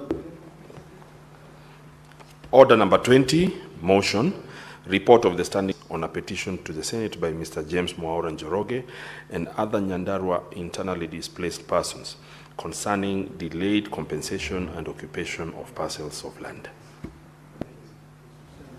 Chairperson, Standing Committee on Land, Environment and Natural Resources. Thank you, Mr. Speaker, sir. Faki. Thank you, Mr. Speaker, sir. Mr. Speaker, sir, I beg to move that the Senate adopts the report of the Standing Committee on Land, Environment and Natural Resources on a petition to the Senate by Mr. James Mwaura Njoroge and other Nyandarua internally displaced persons, IDPs, concerning the delayed compensation and occupation of parcels of land laid on the table of the Senate on this Tuesday, 7th of October, 2025. Mr. Speaker, sir, this is a petition by the IDPs, the people who are displaced by the internal clashes during the period 2007, after the general election of 2007. Mr. Speaker, sir, we visited the petitioners in Nyandarua, deep inside Nyandarua, and it was bordering Laikipia County, and we saw the plight of the IDPs, Mr. Speaker, sir. They were living in very harsh conditions. There were no sanitation facilities. There was no water in the place. There were no schools nearby where they could take their children. And they have been there, Mr. Speaker, sir, for a long time. Mr. Speaker, sir, land had been purchased. And in fact, this morning when the CS Internal Security here came to the chamber, Senator Murkomen, he alluded to the fact that land was bought for the IDPs. However, the land has not been subdivided and allocated to these IDPs. Mr. Speaker, sir, the situation we found on that visit was very traumatizing, and we have recommended that immediately this report is adopted, the Ministry of Lands should be able to avail funds for the demarcation of the land that was acquired for this purpose. Land was already acquired in fact, the IDPs were living on a piece of land which was acquired specifically for resettlement of the IDPs. So there's no problem, there's no issue that there's no land. The land is there. It's just a matter of demarcation and allocation of the plots to the people who are on that parcel of land. The other issue we have recommended, Mr. Speaker, is that all the IDPs now, it's time that this issue it's now about 18 years since the general election that brought those chaos, and therefore it is time for all the camps now to be closed and everybody be allocated land to be able to move on with their lives. Mr. Speaker, sir, we have also recommended that the county government of Laikipia, where these people are situated, should provide sanitation facilities and water to these people, because they are living in prehistoric times where they have to go many distances to find water and be able to use for their daily activities. Mr. Speaker, sir, I move that this report, the House adopts this report, and I invite my able member, Senator Murango, to second this report. Thank you. Senator Murango.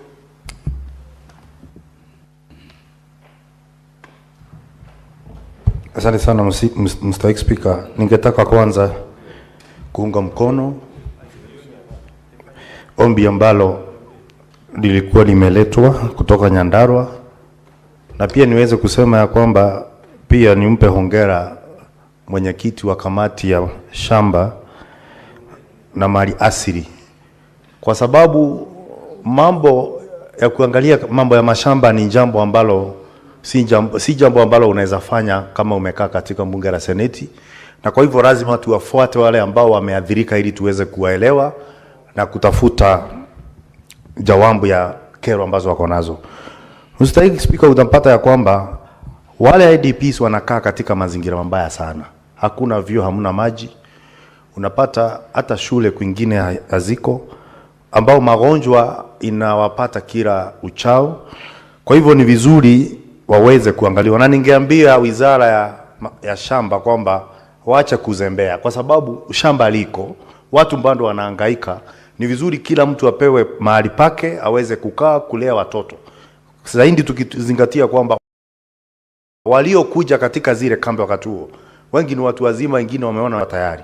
Kwa hivyo ni vizuri waharakishe ili tuwapatie afueni wale ambao wanaathirika kwa yale mazingira ambayo ni mabaya. Sasa sana Mstahiki Speaker, naunga mkono.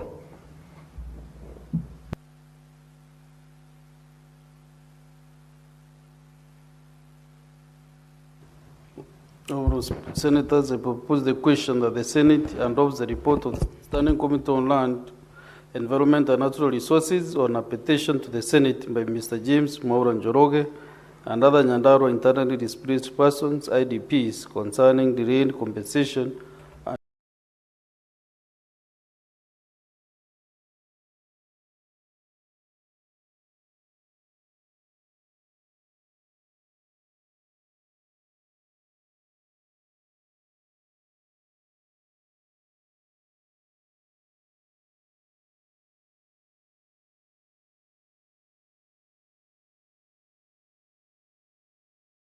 occupation. 18 good years from 2007.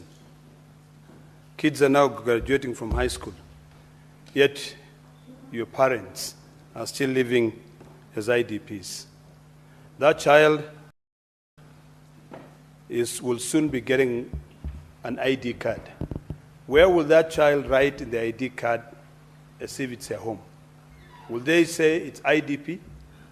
I live in an internally displaced camp full of people. Who is your chief? Which chief will you go to be able to give you recommendation for you to get an ID?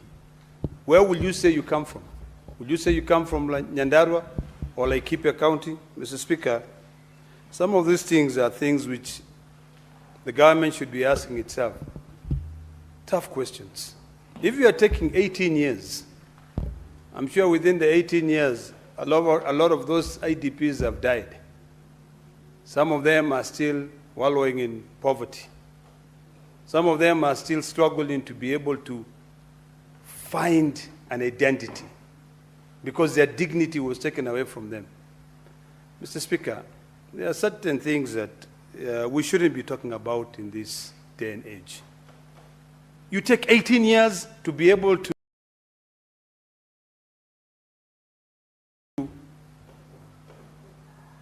compensate someone who has been displaced by the fact that they either fought for you or they fought for their opponents just because of elections. Mr. Speaker, it is quite sad. This is the same thing that I'm saying, that Senator Faki, this thing cannot end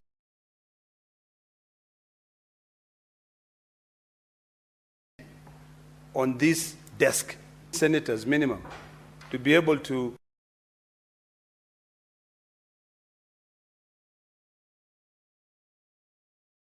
adopt that report.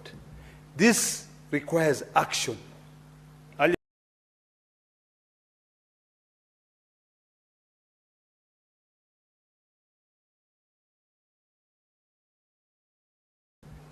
But Mr. Speaker, when you talk about Laikipia County, when you talk about Nyandarua, there are other competing interests. There is an issue of grass. There is an issue of conflict between my people of the Maasai, between the Samburu and the Pokot. Could that be the issue why these people are not settled, why they have not been compensated? The last I checked from my geography, Kenya is quite large. If these people cannot be settled there because maybe the original inhabitants of that land have not been settled there, We are just pastoralists moving from one place to another. Why not go and create new modern cities? Move the people from there. You know, Mr. Speaker, every time we talk about internally displaced persons, how do you even identify those people? Other people who might just be in that camp and consider themselves as IDPs because it is 18 years. There's no way you're going to say, I know the Senate committee visited that place, but I want to challenge the committee as well. There's no way you can actually say that everyone who is living there now was as a result of the post-election violence of 2007. So we need to be realistic and say, what do we do? I compare the issue of compensation with the issue of whenever land is forcibly acquired by the government, or the issue of where lives. You know, even those people who don't qualify end up joining the queue. Mr. Speaker, 5 years ago, if you drove from Mahio to Naivasha, the land there was virtually empty. You'd probably count 1, 2, 3, or 4 houses. But that land was acquired by the government, and Kenyans who are internally displaced by the war in 2007, some of them were placed there. And now when you go there, you will think it's a city that existed for over 20 years. So, Mr. Speaker, as I conclude my remarks on this matter,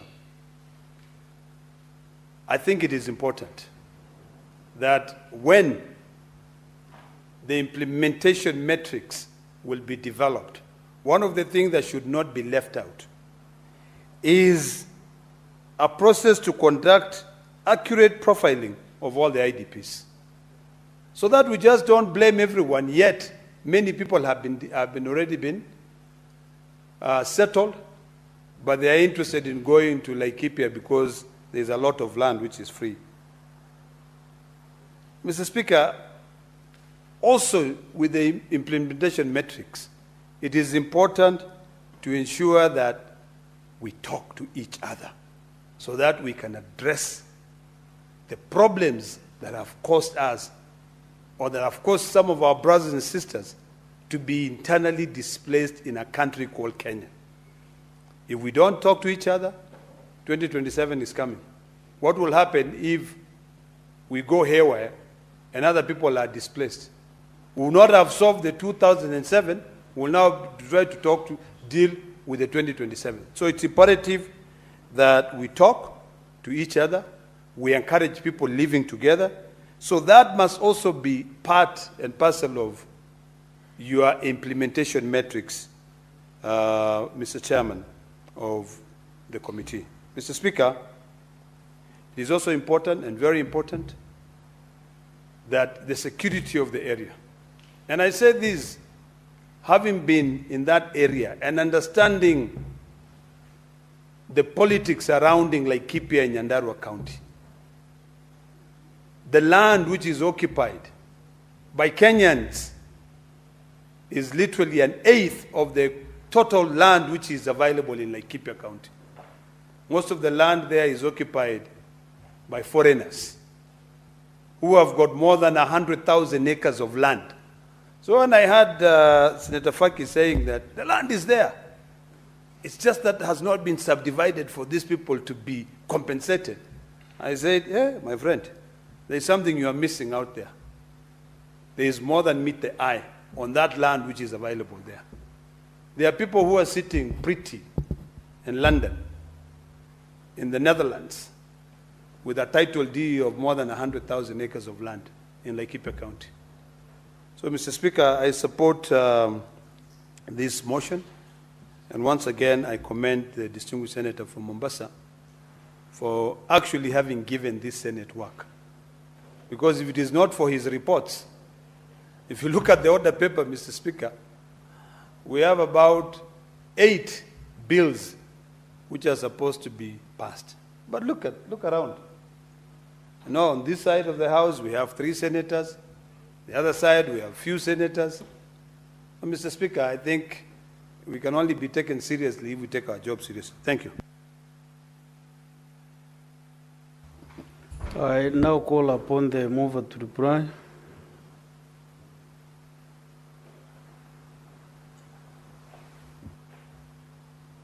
Thank you, Mr. Speaker. Once again, I thank Senator Murango for seconding this motion.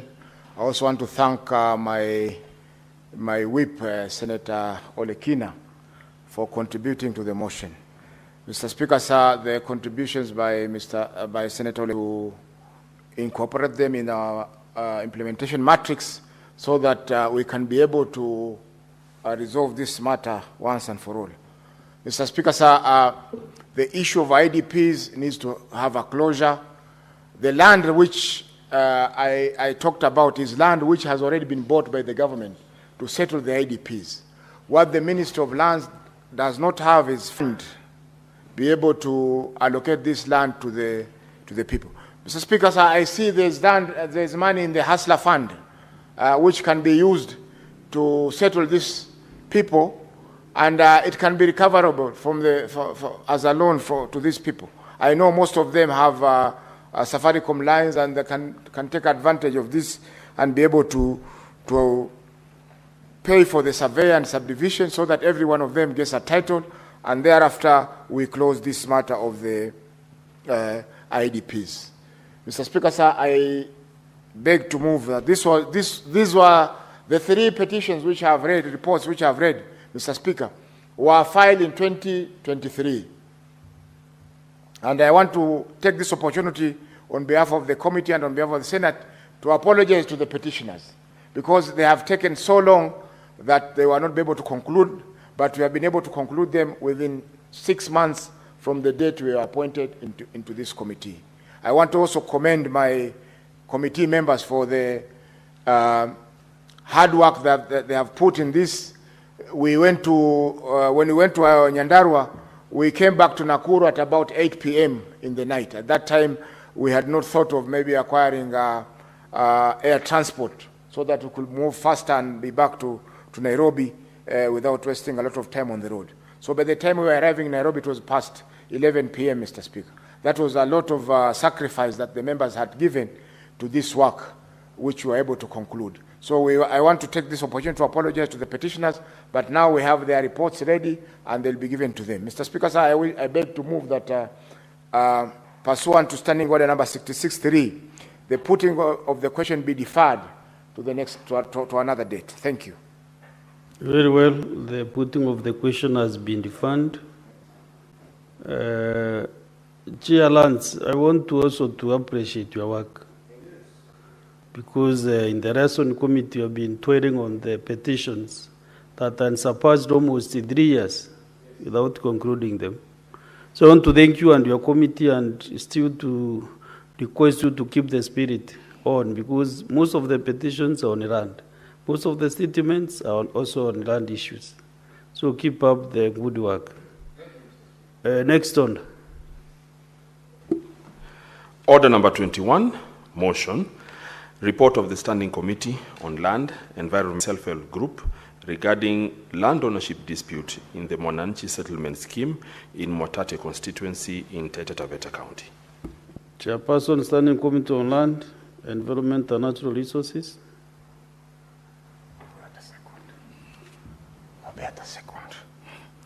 Thank you, Mr. Speaker, sir.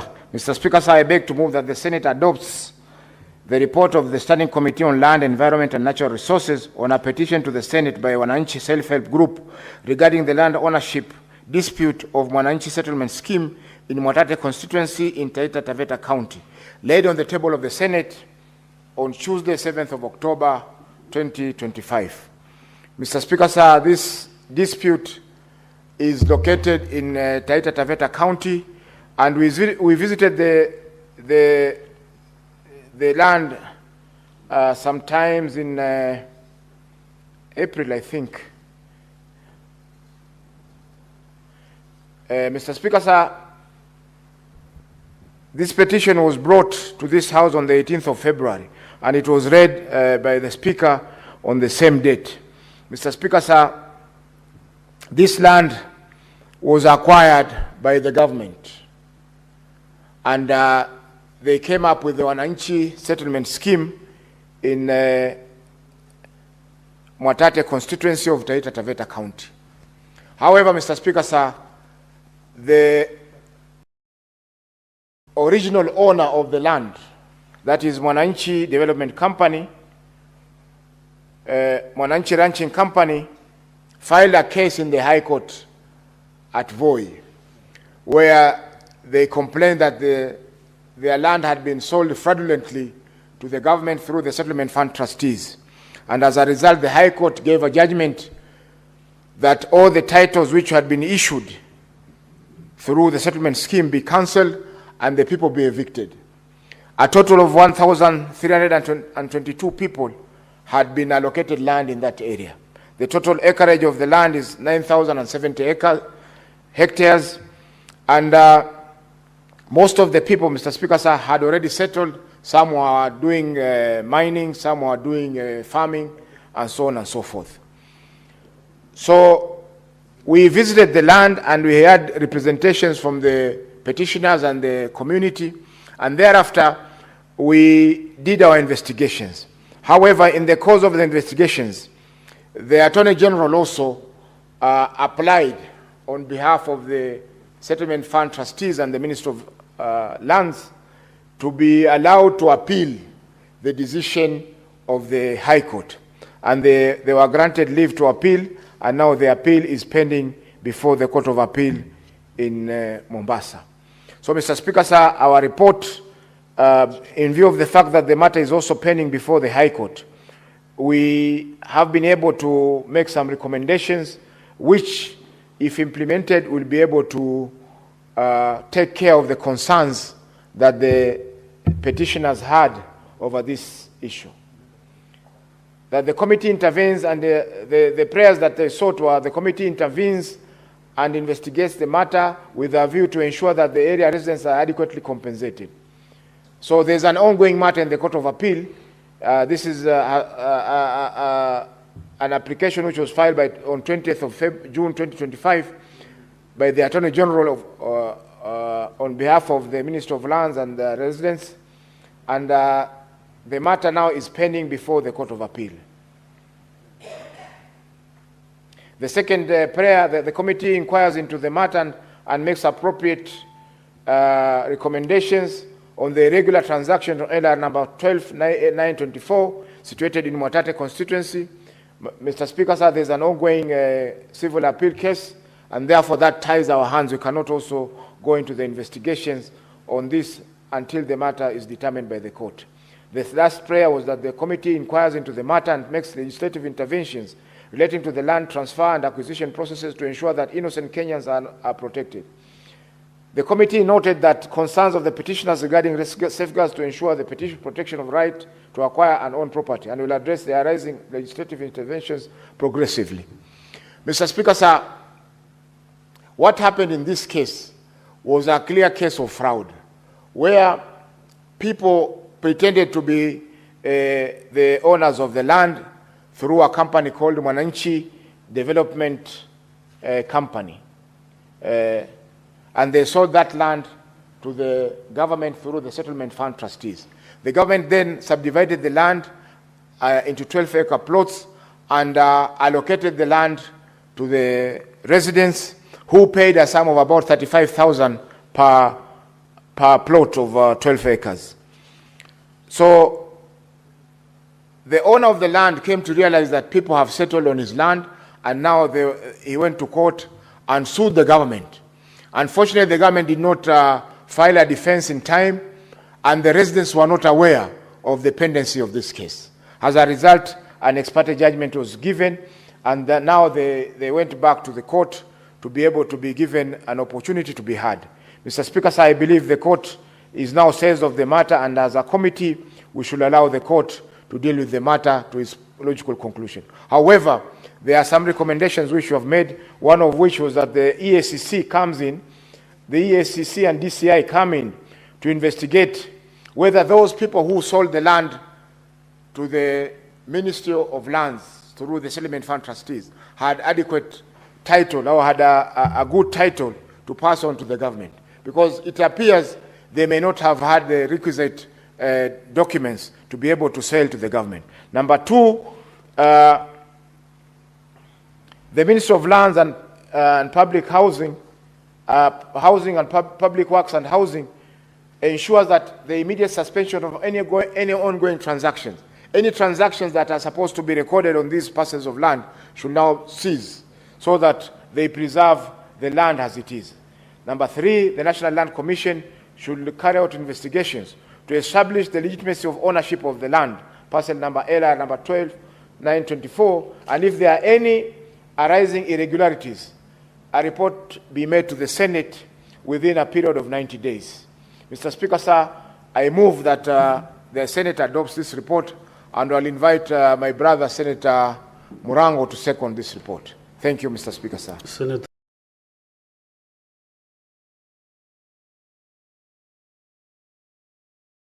Murango. Asante sana Mr. Speaker. Kono ripoti iliyosomwa na mwenyekiti wa kamati husika. Mr. Speaker, kitu ya kushangaza ni kwamba tunapotaka kujua mbivu na bichi wakati tunanunua mashamba, tunaenda kwa ofisi ya serikali, Wizara ya Mashamba. Mr. Speaker, ile wizara ndo inahusika kupeana hati miliki, ndio inahusika wakati tunataka kujua shamba ni la nani. Sasa kitu sijaelewa ni vipi wizara yenyewe ambayo iko na stakabadhi na uwezo ndio ilikuja ikauziwa shamba na wakora. Mimi nafikiria kwamba wala wakora lazima wako katika wale wakora waliouza ile shamba, kulikuwa na mpango fulani ambapo pia wizara ilikuwa inajua. Na ndio ningetaka niseme ya kwamba ni vizuri kungamua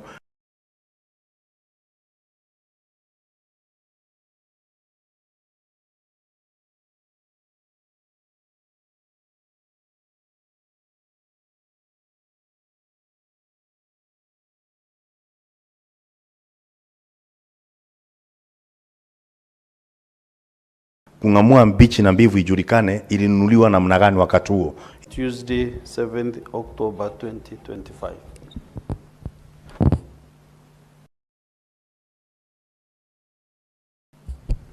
Senator Ndama Olekina. Mr. Speaker, let me just briefly do my job and congratulate the good senator for Mombasa yet again for being out there to support these citizens, petitioners who have come to this house to seek refuge, to say we need to be settled. Mr. Speaker, it becomes very difficult when the government carries out a transaction. When it carries out the transaction, the owner of the land proceeds to court, and that matter, which is in a public interest, is not publicized for the citizens to know that there is a matter in court, and they get expedited orders. Mr. Speaker, I want to urge the judiciary that whenever a matter is brought before them that touches on public interest, touches on land matters, the first question that they should ask the petitioner is whether he has notified the public or require that an advert is put in all the dailies, including the vernacular radio stations of where these people live, so that people can be able to understand. Put it on the internet. This business of running to court and getting expedited orders or expertise orders should be something of the past. It is like going to the chambers and just getting an order. Yet land is something that affects people. Mr. Speaker, when you talk about Taita Taveta, it's yet another county where a few individuals own huge chunks of land, while the real owners of that land, the Kenyans on that place, are landless. Mr. Speaker, there'll come a time when they too, the billionaires and those who own thousands and thousands of acres of land, will leave that land behind. So, Mr. Speaker, I support this motion, and I hope that yet again, appeal the decision. The judiciary will be keen to ensure that decisions are made on the ground. You know, we can just be innovative. And whenever a matter, and this I speak to the judiciary, I don't know if I'm qualified to speak to them, but I'll just give them my 2 cents. And it's up to them to take them or not. But as a person who is elected to represent the interests of the people, my advice to the judiciary is that sometimes let us be completely unorthodox. When it comes to the issues of the land, let us go to the site, let us deal with the matters on site, so that those people who are affected will not now come back and go to court and say, this person went to court, you gave them orders, we are not aware. It is also important, Mr. Speaker, and this is something that all of us must now think about. If a matter is already in court, and we know very well that we cannot deal with it here in Parliament because of the Constitution, the Secretariat must advise the citizens who come here to file petitions, yet matters are in court. Or we use our legal department in Parliament to do a quick scan of all matters that are in court, to write to the judiciary and find out whether the matter is currently active in court. And if it is active in court, advise the petitioners on the steps to take. Because we are here to listen to everyone. And we are going to make sure that we listen to everyone, we give them an opportunity. So I thank the Lands Committee for the work that they have done. I wish all committees would expedite all the petitions. You know, I had the Speaker saying that in the liaison committee they are struggling with the petition. It's the same thing with statements. I believe each committee is handling about 100+ statements. When will we ever give justice? When will we ever be able to read those statements, interrogate, carry out investigation, and come up with conclusive decisions? So the other committees, I want to urge you to also move expeditiously. I'd rather I spend the whole day here, sit, even if I'll sit alone, and comment on those reports. Because at least it will show that we are doing our job. Because where are you now? I mean, this is where you're supposed to be. Thank you, Mr. Speaker. I now call upon the mover to reply.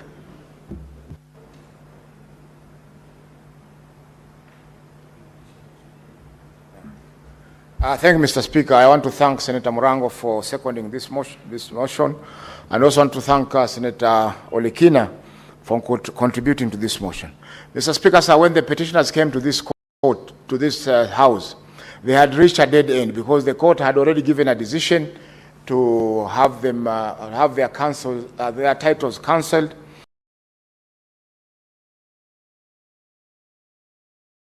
And the government, through the Attorney General, were a bit reluctant to pursue an application in the Court of Appeal to be able to set aside the judgment which had been issued. And I believe that is because of their lethargy on their part, because they must have been given an opportunity to defend, but they never filed their defense in time. So, Mr. Speaker, as a result of the petition coming to this House, we were able to pressurize the Office of the Attorney General through the Minister of Lands to be able to take up the matter and apply for appeal and appeal the matter in the Court of Appeal. And that's how the appeal came to being. And they were given leave, they were given a stay of execution, they have been given leave now to appeal, and the matter is now pending appeal before the Court of Appeal.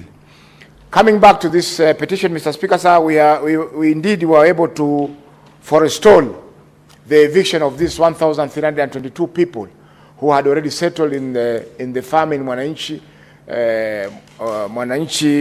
Ranch. And in a way, we have been able to at least assist the petitioners to be able to get the matter heard before the Court of Appeal. Mr. Speaker, sir, I beg to move that the report be adopted. I beg to reply, and I apply that under Standing Order number 66.3, the putting of the question be deferred to a later date. Thank you, Mr. Speaker, sir, and thank you for giving me an opportunity to move these 4 reports. Very well. The putting of the question has been deferred. Now we go to the next one.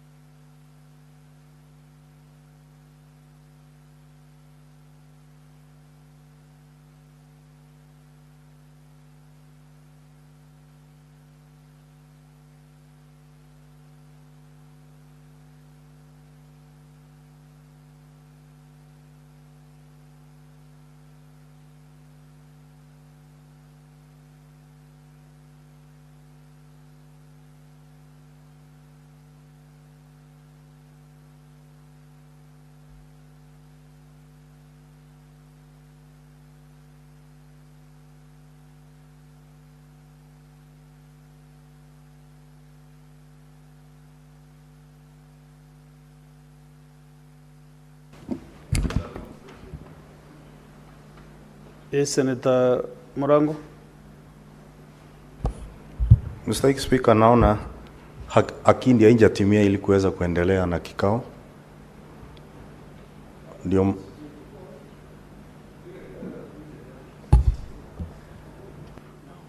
Senator Morango, just hold your horses.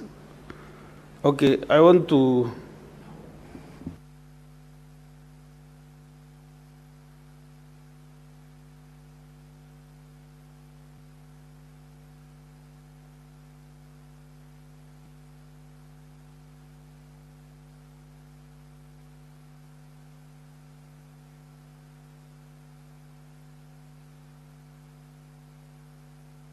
Okay, Clerk, do you have the column? Can you confirm?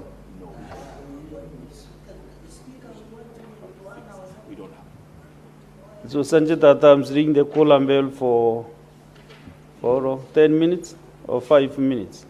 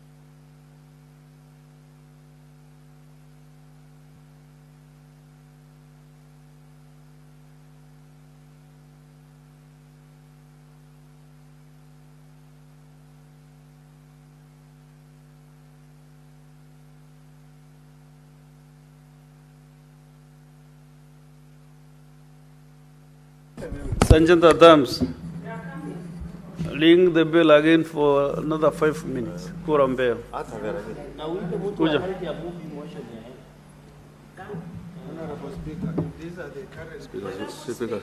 Speaker, we are going on record.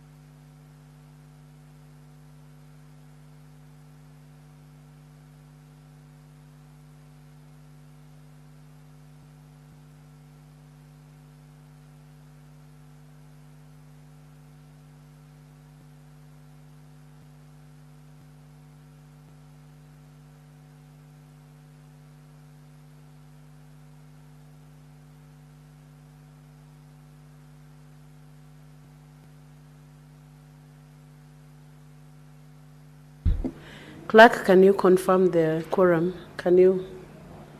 It's not here. Okay.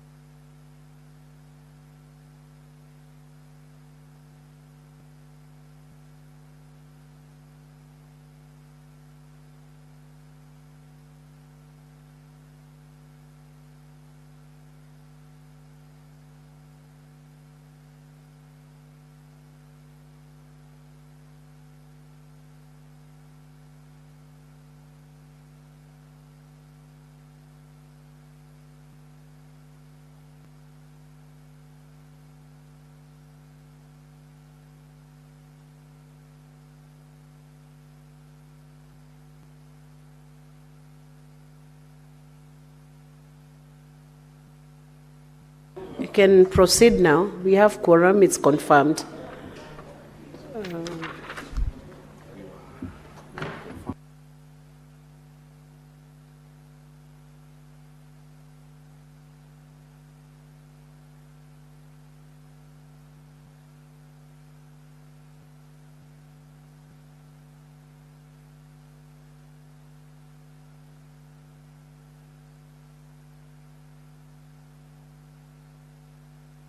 Senator Kathu.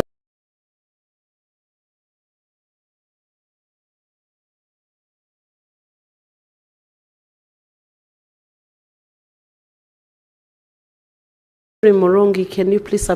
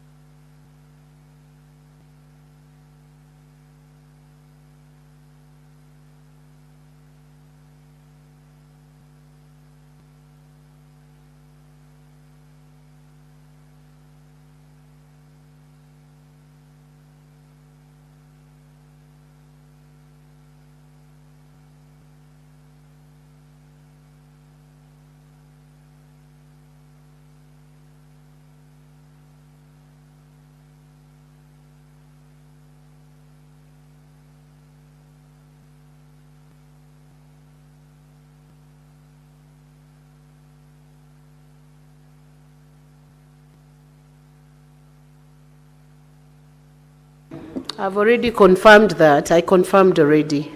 So we are not repeating that confirmation.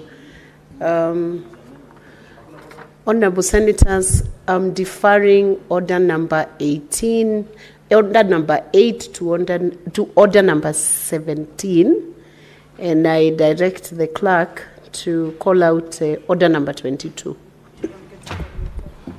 Order number 22, motion, report of the Standing Committee on National Cohesion, Equal Opportunity and Regional Integration on implementation of the Senate resolution on the current state of the nation made on Wednesday, 24th July, 2024.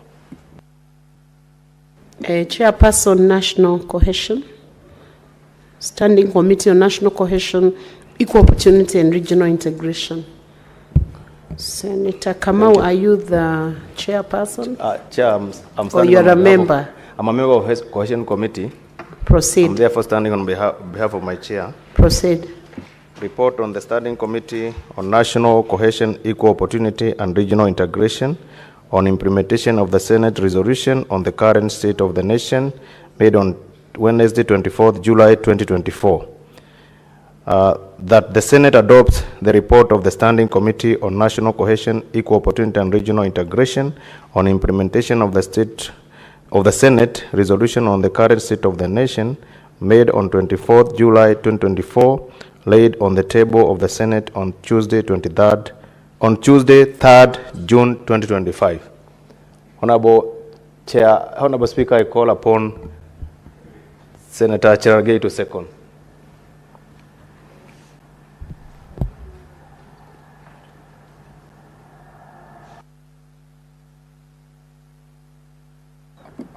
Senator Kamau, can you please approach the chair?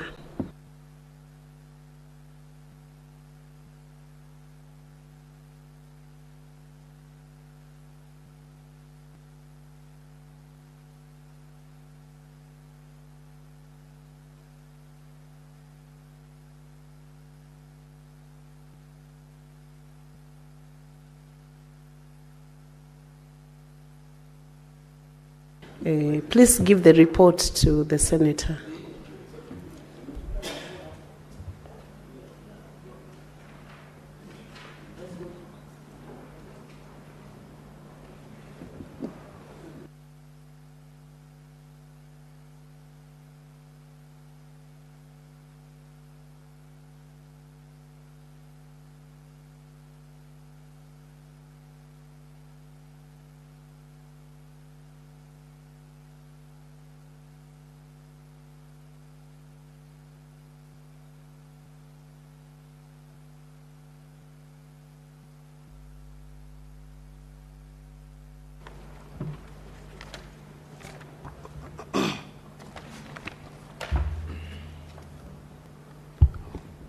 Honorable Speaker, that the Senate adopts the report on the Standing Committee of the current state of the nation made on Wednesday, 24th July 2024, laid on the table of the Senate on Tuesday, 3rd June 2025.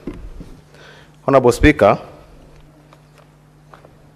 a sitting of the Senate held on Wednesday, 24th July 2024, the Senate adopted a resolution of the current state of the nation, part of which directed the Standing Committee on the National Cohesion, Equal Opportunity and Regional Integration, 1, 2, engage the Public Service Commission on the National Cohesion and Integration Commission on audit of the state of employment of the public service, including county government, and propose strategies to adhere to equality opportunities across the public service as espoused in the Article 232 of the Constitution of the Values and Principles of Public Service. Number 2, engage the Public Procurement Regulatory Authority to audit compliance with Section 53(6) of the Public Procurement and Asset Disposal by all public procurement entities, with a view of establishing a roadmap to ensure compliance of the said provision of the Act. Honorable Speaker, the committee embarked on the assignment hereupon invited, held a deliberation with the governors and key officials of the 47 counties government under the following thematic areas. Madam Speaker, thematic area 1, a demographic compensation of employments of the county government in terms of gender, person with disability, age, and ethnicity. Thematic area 2, the demographic composition of the county executive committee members of the chief officers in terms of gender, person with disability, age, and ethnicity. C, thematic area 3, any recruitment conducted by the county in the last 3 years, outturning position that have been filled and criteria applied in the selection of candidates. Thematic 4, the status of compliance by the county with Section 53(6) of the Public Procurement and Asset Disposal Act, Cap 412C. Thematic area 5, affirmative action measures being implemented by the county in the promotion of women, youth, persons with disability, in recruitment and leadership. Thematic area 6, the audit of assessment that was undertaken in the last 3 years to ascertain the level of inclusivity in the recruitment process. Madam Speaker, the committee also invited and held deliberations with the Public Procurement Regulatory Authority regarding compliance by public entities with Section 53(6) of the Public Procurement and Asset Disposal Act, with a view of establishing a roadmap to ensure compliance with the said provision of the Act. Madam Speaker, the committee further held a deliberation with the National Cohesion and Integration Commission regarding the ethnic and diversity audit of the county public service carried out by the Commission. In total, the committee held 32 meetings where it received oral submission and written memorandum from the county governors and Public Procurement Regulatory Authority and the National Cohesion and Integration Commission. The committee thereafter retreated to have the submission received, whereupon it arrived on an observation recommendation as set out in the report. Honorable Speaker, the key recommendation by the committee are as follows. 1. Thematic area. Democratic promotion of the employees by the county governance in terms of gender, person with disability, age, and ethnicity. The committee recommended as follows. 1. That Mandera, Nandi, and Wajir counties governor should appoint the required number of women, comply with the constitution requirement, and not more than 2/3 of the members of appointed bodies shall be of the same gender. No more than 2/3 of gender principle with 18 months of tabling of this report. The county government that are compliant should put policies in place to continue to adhere to the constitution requirements. Number 2, that all county governments should comply with the provision of Article 54(2) and Section 13 of the Person with Disability Act and take affirmative action urgently to employ persons with disability to comply with the constitution requirement to serve 5% of appointed position in county public service within 18 months of tabling this report. Noting that none of the county government is compliant with the provision of the law, the county government should liaise with the National Council for Persons with Disabilities during recruitment and selection of the pool of qualified persons with disability applicants.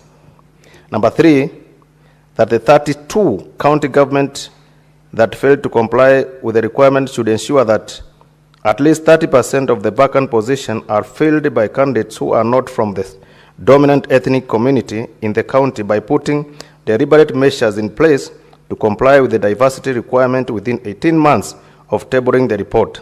These county governments are Kwale, that has 75.2%, Kilifi, that has 79%, Wajir, 91.05%, Mandera,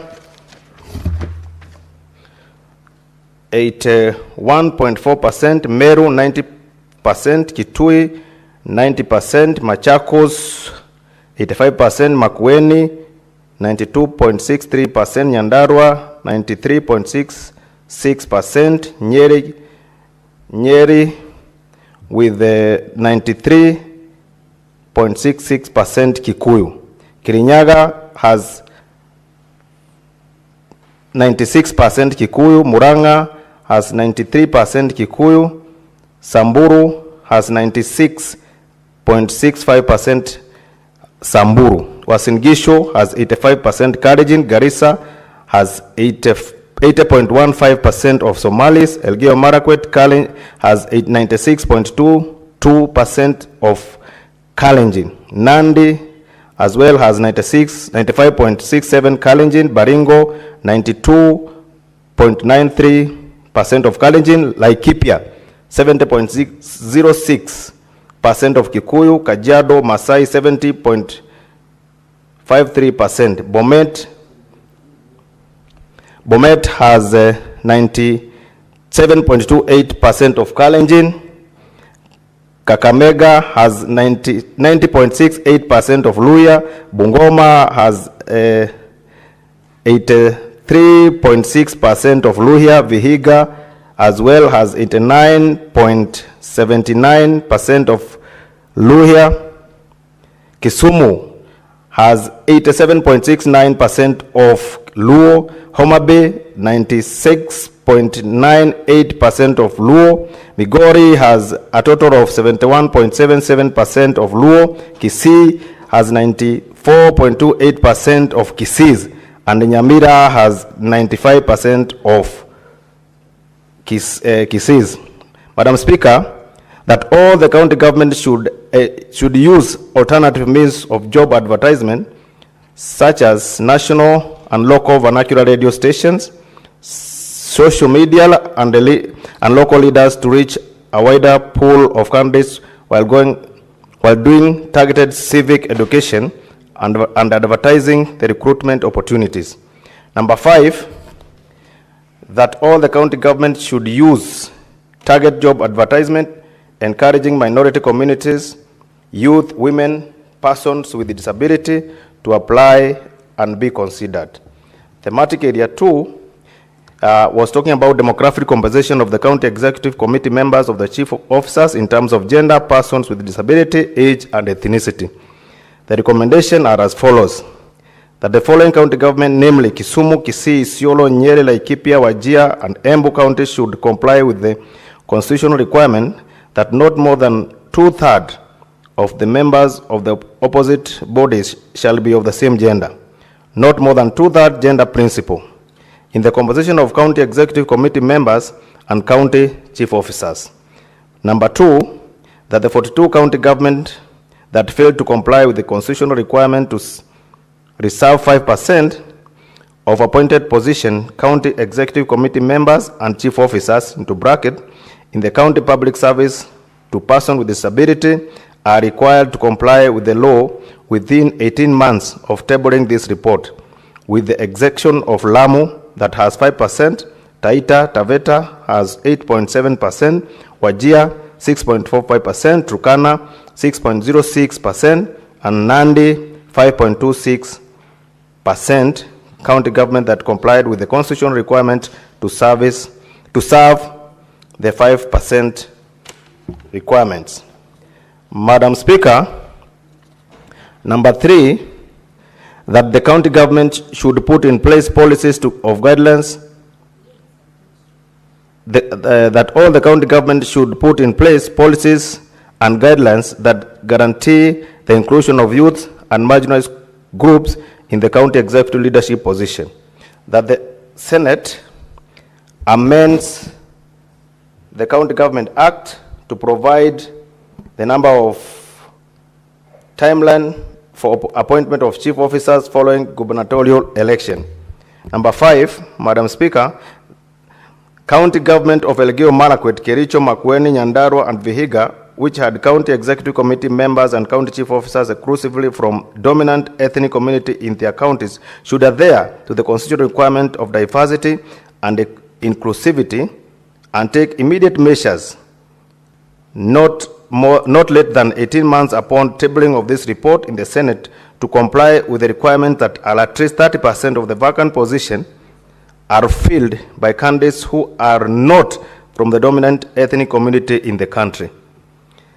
Honorable Speaker, thematic area 3, recruitment and conducted by the county government in the last 3 years, the positions that have been filled and criteria applied in the selection of number 1, that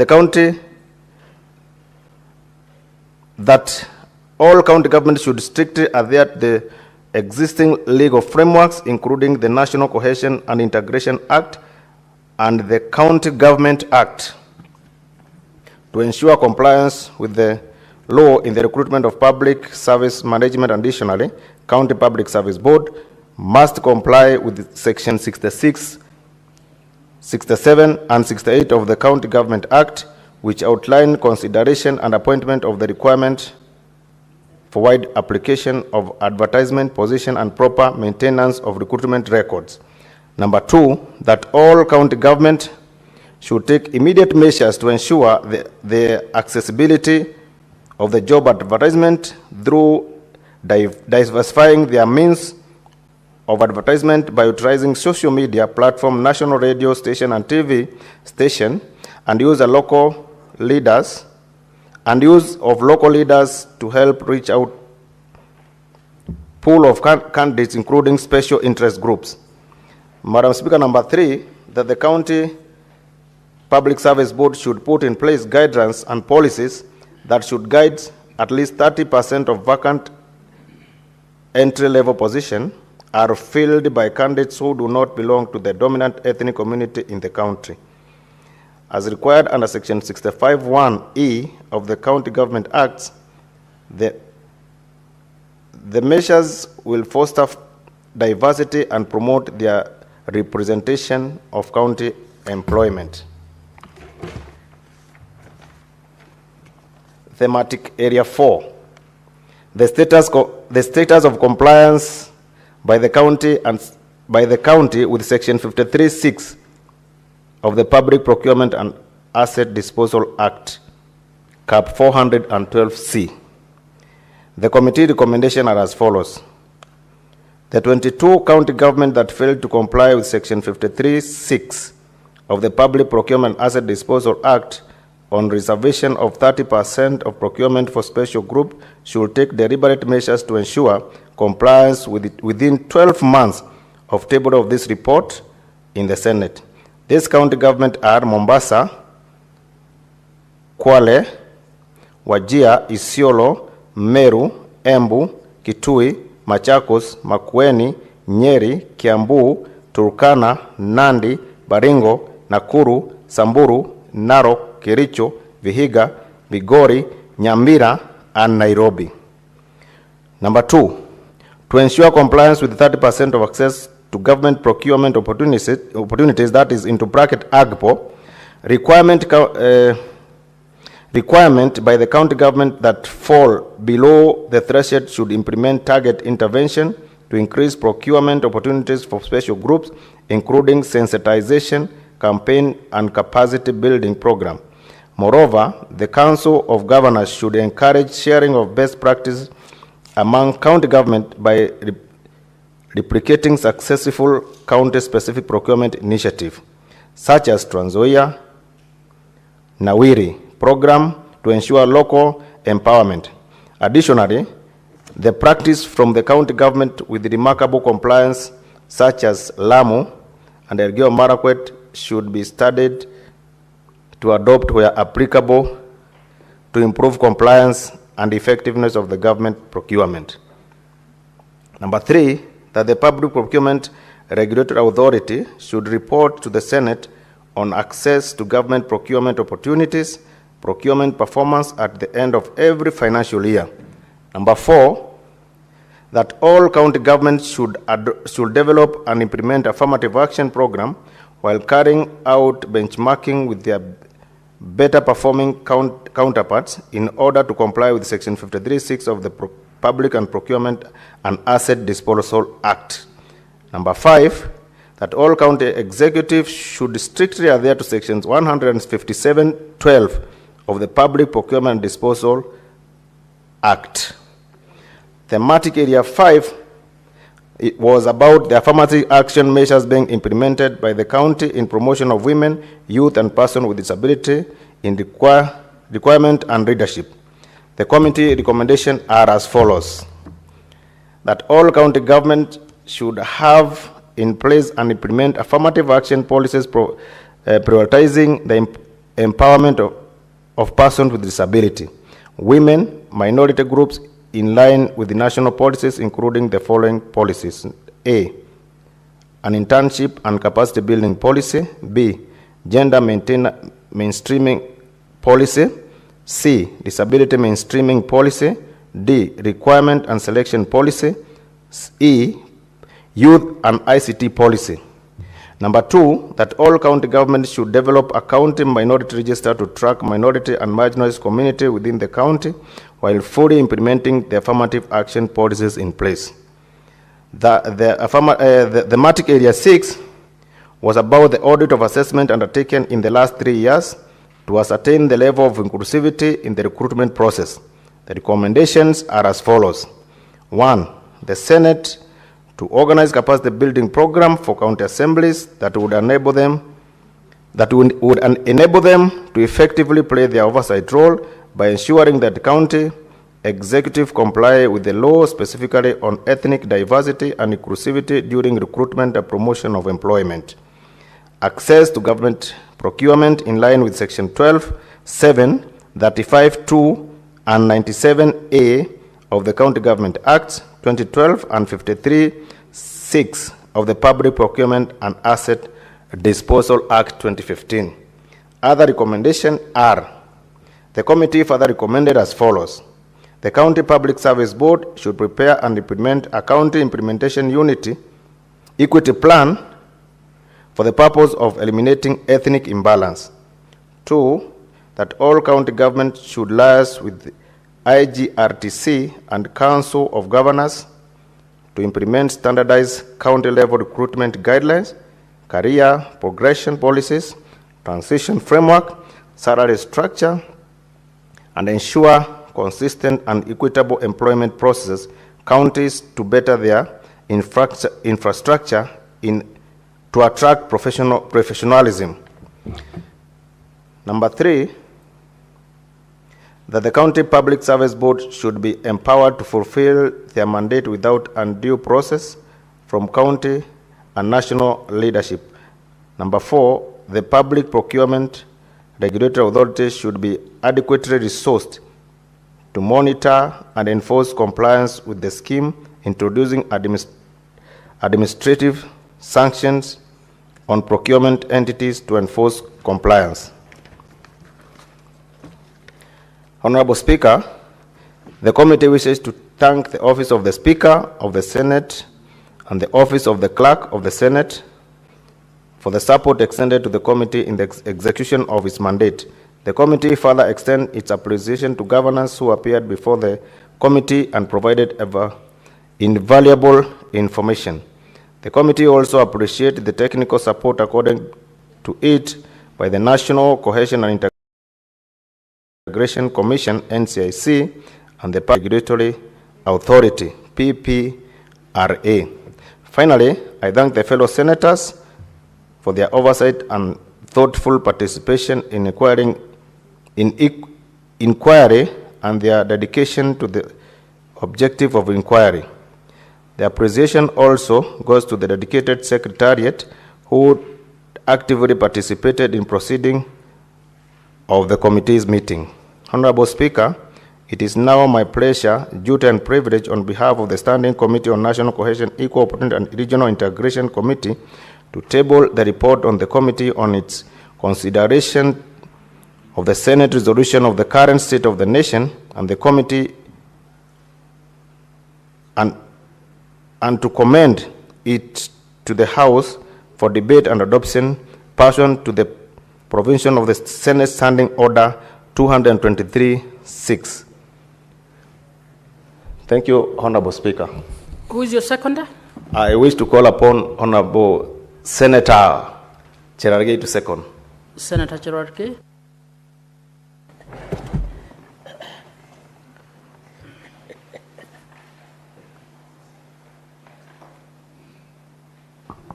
Thank you, Madam Speaker. I want to commend Senator Kituku for giving the House elaborate move on what the report entails. Madam Speaker, as I rise to second, you and me were on the floor of the House when, under the guidance of Leader of Majority and Leader of Minority, the House came up with a joint motion between the minority and majority side to discuss the state of the nation. This was as precursor of the Gen Z protest that happened in June 2024 over the state of governance in the country and the issue of Finance Bill 2024. So, Speaker, you remember the resolution of the House is that each and every standing committee, including sessional committees, Madam Speaker, were assigned with the work of follow-up of the Committee of the Resolutions. The National Cohesion and Integration, Madam Speaker, was given the tasks of following up on the issue of inclusivity, ethnic diversity, issues of public procurement and disposal, Madam Speaker, and audit of the diversity in terms of gender parity across the country. Madam Speaker, I was here in the morning when you are following up on the issue of IDPs in the country and their compensation. And I agree with you largely. The unfortunate part is you are interrogating somebody who is incompetent, and therefore he could not even comprehend what you are asking. I wish he would have listened and understand what you have, because the precursor of this, if we don't have gender parity, if we don't have ethnic diversity, if we do not have inclusivity, if we do not have equal opportunities, the resultant violence, the resultant IDPs, the resultant, the country becomes unstable. There will be no rule of law, democracy, and human rights. So what you are asking is that to rewrite an injustice that has been committed, we must have a transparent and accountable compensation. And your question is simple. Because compensation only does not mean to the IDPs or post-election violence or protest. It involves even my people in Serengoni and Ngetipkom who have been evicted. Compensation to forest evictees. Madam Speaker, you are aware, and you are sure with your illustrious career, there are what we call nowadays infrastructural evictees. People who their land is grabbed and they are evicted, especially in major towns. We were discussing Jamhuri Park. We are discussing the issues where policies affect. You remember during COVID, some Kenyans in Ruai were evicted at the middle of the night. Those are what you call infrastructural evictees. So the IDPs, forest evictees, infrastructural evictees, we need to, and I want to inform you, Madam Speaker, and the House, that some senior officials within the Ministry of Interior are eating those money. Because if you ask them how many IDPs you have settled, they operate, how many IDPs have been given land, how many have been given money. That is why he was just giving a story that was not there, Madam Speaker. We need to be told.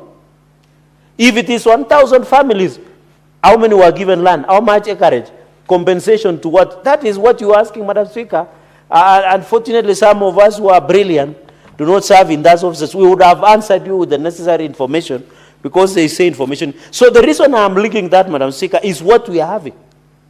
If we want to cure IDPs and many others, we must have inclusivity, ethnic diversity, ethnic inclusivity, gender parity. And I just want to make a few comments so that my colleagues can contribute, Madam Speaker. On the issue of, I want to thank the committee and to thank Senator Joseph Kituku, the distinguished senator of Lamu, for ably moving, of the great people of Lamu, for ably moving, Madam Speaker, this report.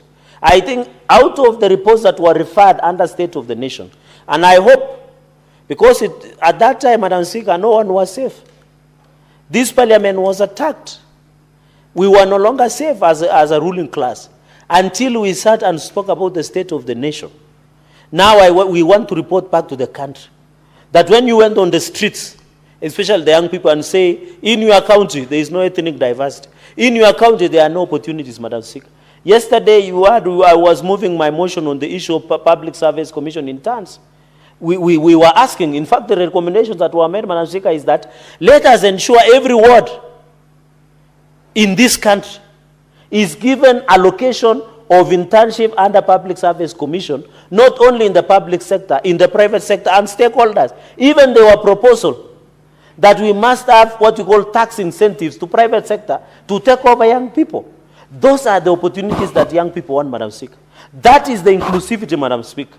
And I want to say very well, Madam Speaker, that yesterday I said unequivocally that many people don't know the segregation of the young people. There are young people who did not go to school, but they are doing business, they are in border sector, they are farmers.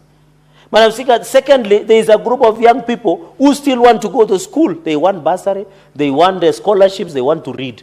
And then there is a third group of young people in this country who have gone to school, they have degrees, they have diploma, they have certificates. And that is why this aspect of inclusivity, we must look it through the prism eyes, through the 3D, Senator Kituku, so that our young people can understand there is inclusivity. And therefore, from thematic 1, Madam Speaker, on the issue of gender, persons, PWDs, it is unfortunate that Nandi is ranking higher among the counties that we don't comply with gender parity. Madam Speaker, you have to note that Nandi have serious women of substance.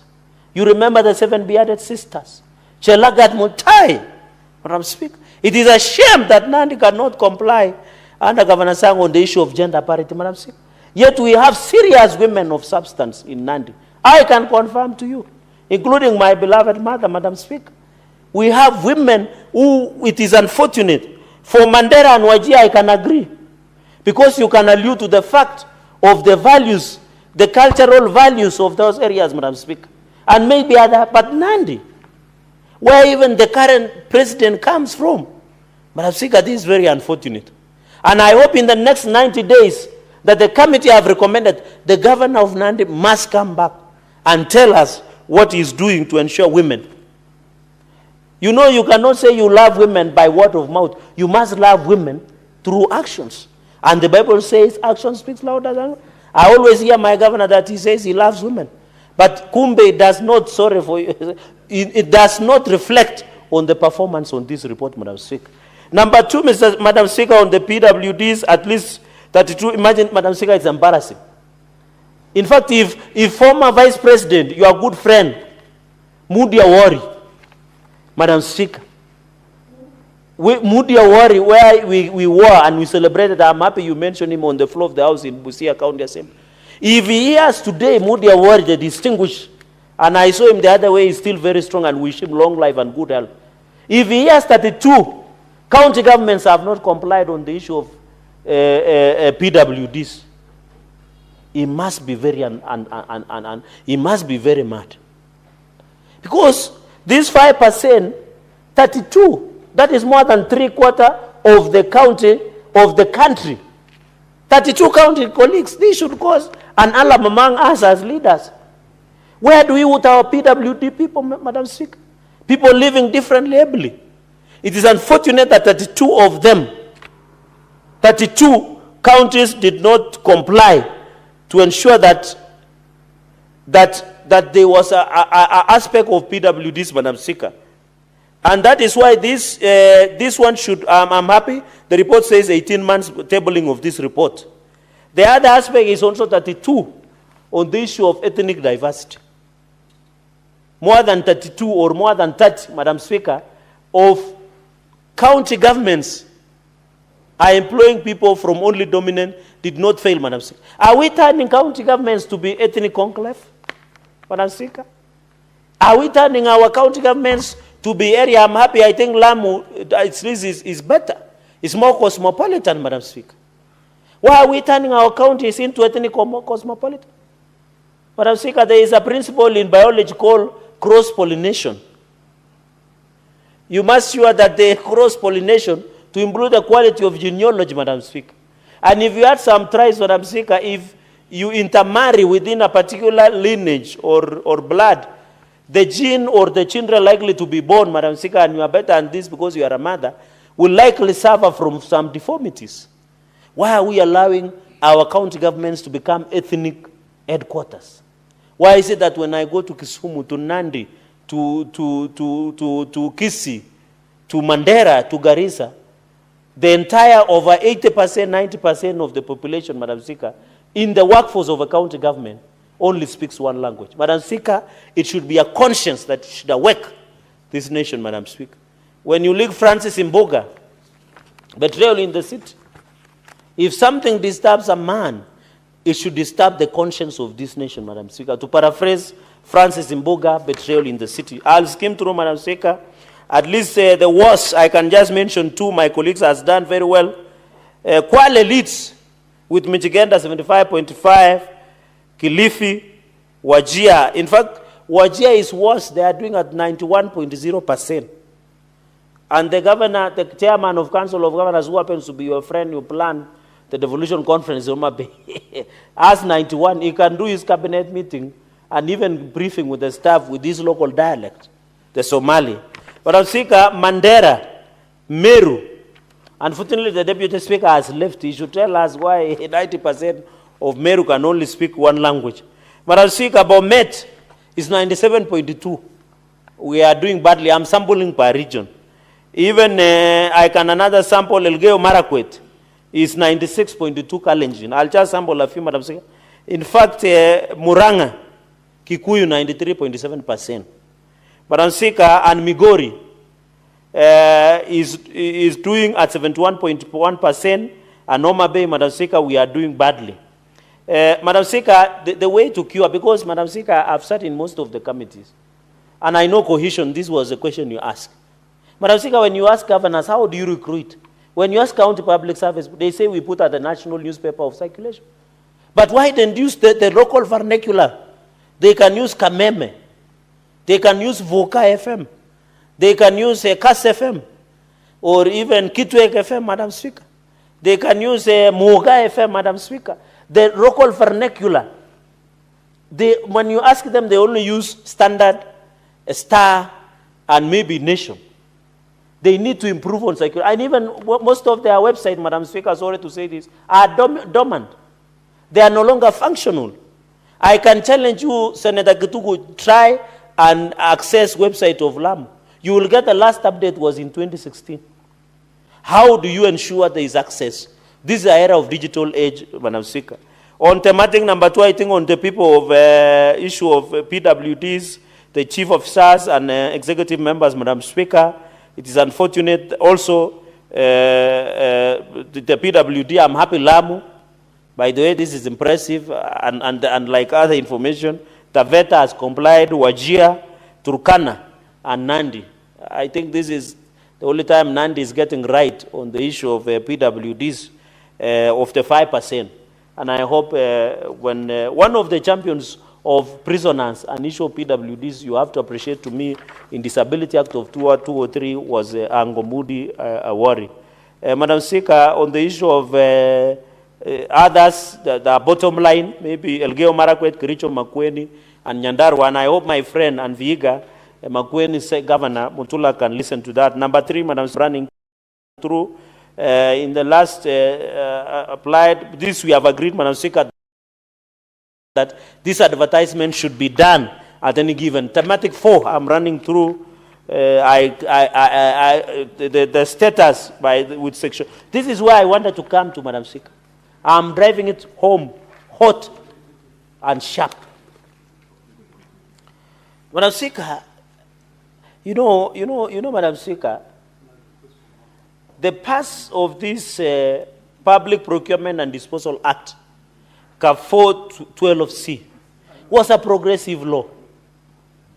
Madam Speaker, this law was progressive. The reason young people went and demonstrated after the protest of 20 Kusalamia, they say we want to go and Salamia governor, it's because of lack of opportunities. Madam Speaker, imagine 22 county governments failed to comply with Section 53(6) of the Public Procurement on 30% on procurement opportunities. For special groups, this is embarrassment. Madam Speaker, this is embarrassment. This is an embarrassment, Madam Speaker. Because how will the young people, and I want to challenge the office of the Attorney General, the state law office, these companies that are awarded contracts and tenders in our counties are cronies of governors. At least for Inandi, I know that. Are cronies of the senior officials in Madam Speaker, in these entities, Madam Speaker. So this law has been violated, colleagues. Why should we say, I don't know, when I'm picking it up, I'm picking the heat up. Madam Speaker, why should we say youth are complaining? Why do you say young people are restless? If 22 county governments cannot give 30% of their procurement opportunities to young people, how don't you expect young people to come and demonstrate against us? How? This is shameful, Madam Speaker. These counties are 22. One is Mombasa, Kwale, Wajir, Isiolo, Meru, Embu, Kitui, Machakos, Makueni, Nyeri, Kiambu, Turkana, Nandi. Nandi, my county. This is shame. The young people of Nandi are very enterprising. They want these opportunities. But under Masang maladministration, they have destroyed the future of the young people, Madam Speaker. Even Baringo, Nakuru, Samburu, Narok, Kericho, Vihiga, Migori, Nyamira, Nairobi. This is shameful, Madam Speaker. How can you expect, Madam Speaker, young people not to protest if we cannot give them opportunities? How don't you expect? In fact, Nairobi is the worst. Nairobi is only 10.7. This county, I want to say this without fear of contradiction. This county of Nairobi City County should be handed over to NMS. Should be handed over to NMS, Madam Speaker. Should be handed over to NMS, this county government of Nairobi. You walk, Madam Speaker. You drive even Kilimani potholes. If you even drive an SUV, you will disappear in a pothole here in Nairobi. Just within the CBD, Kirinyaga Road, the surfaces have gone to the dogs, Madam Speaker, and I must be put on NMS because the people in charge of Nairobi City County, the governor, has failed and abrogated in the duty of managing this city. And even think of amending the constitution so that we can take Nairobi to become metropolis and be managed at that level. Madam Speaker, with those many remarks, I want to say this is aside. Madam Speaker, as I was sitting, unfortunately yesterday, Madam Speaker, we have lost one of the Tindred members of Parliament aspirant by the name Shadrach Marati, Madam Speaker, got lost. We hope the government agencies will trace him. But the sad reality, Madam Speaker, that is creeping back to this country's intolerance, the abuse of law. Yesterday, when my people wanted to demonstrate in Maraba Center, in Tindred Sub-County, Madam Speaker, live bullets were used, just near Kisumu, where you come from. A few weeks ago, 2 people were killed in Kimwani by live bullets, Madam Speaker. Where are we going as a country? There is an intolerance. A young man was clobbered by the name Ken Maswa in Kapseret constituency for having political divergence, Madam Speaker. I want to call the Ministry of Interior and state actors to arrest this political intolerance and police brutality so that we go ahead, Madam Speaker. So, Madam Speaker, this is a progressive report so that I allow my colleagues to proceed. This is, we hope all the committees, Madam Speaker, can bring their reports. With those very, very many remarks, with tremendous respect, I beg to second.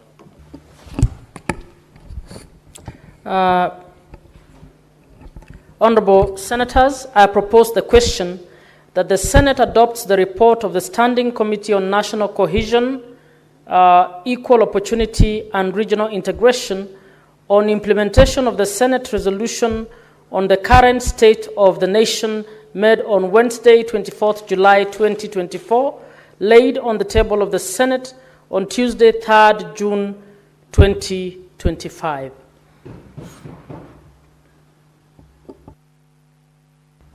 Senator Ledama.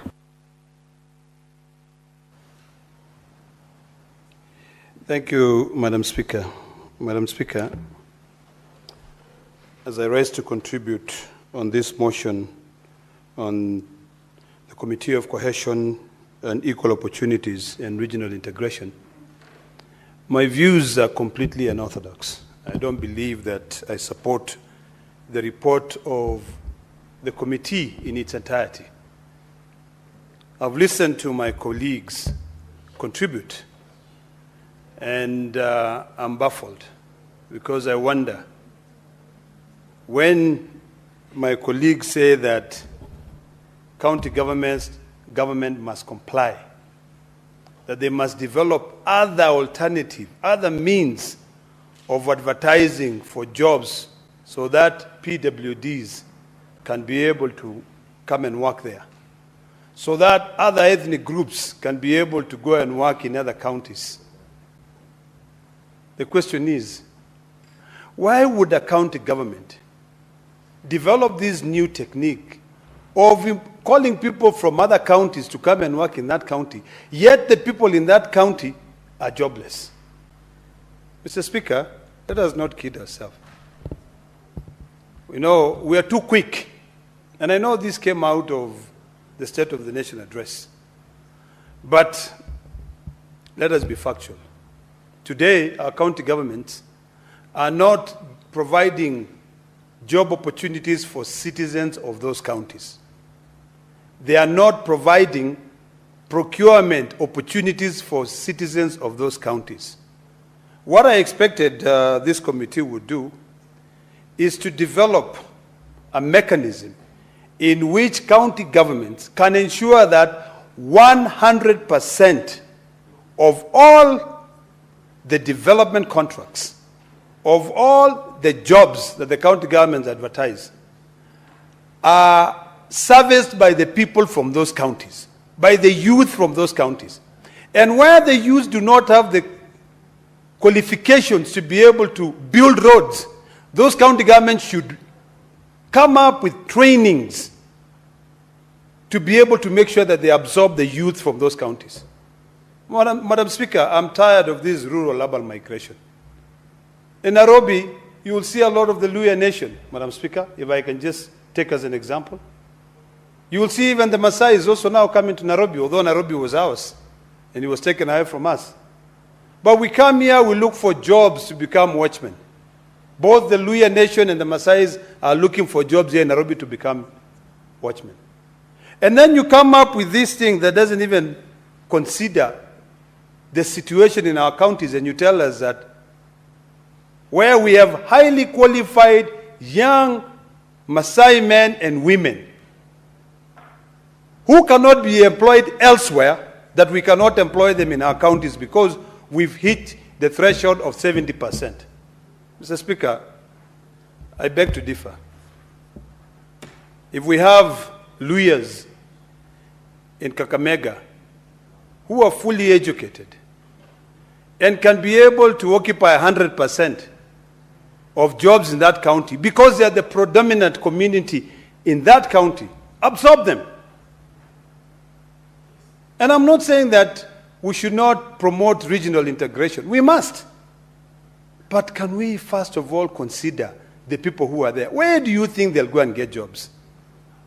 If you now chase a young Luo boy from Kisumu and say, go to Nairobi or go to Maasai Land and look for a job, and he's educated, he's got a PhD, but he cannot be employed there because of such policies. Sometimes these policies are retrogressive. Let us encourage. What I expected this committee to come up with, Mr. Speaker, are innovative measures of ensuring that we absorb everyone who is educated, qualified, Madam Speaker, in the counties that they live in. When you talk about devolution, Raila Amolo Odinga promoted this, really fought for devolution. I think what he had in mind was a nation that will be able to one day, if you are born in Narok, you live in Narok, you can work in Narok, you get married in Narok, you are buried in Narok, and you live in Narok, you go on holiday in Narok.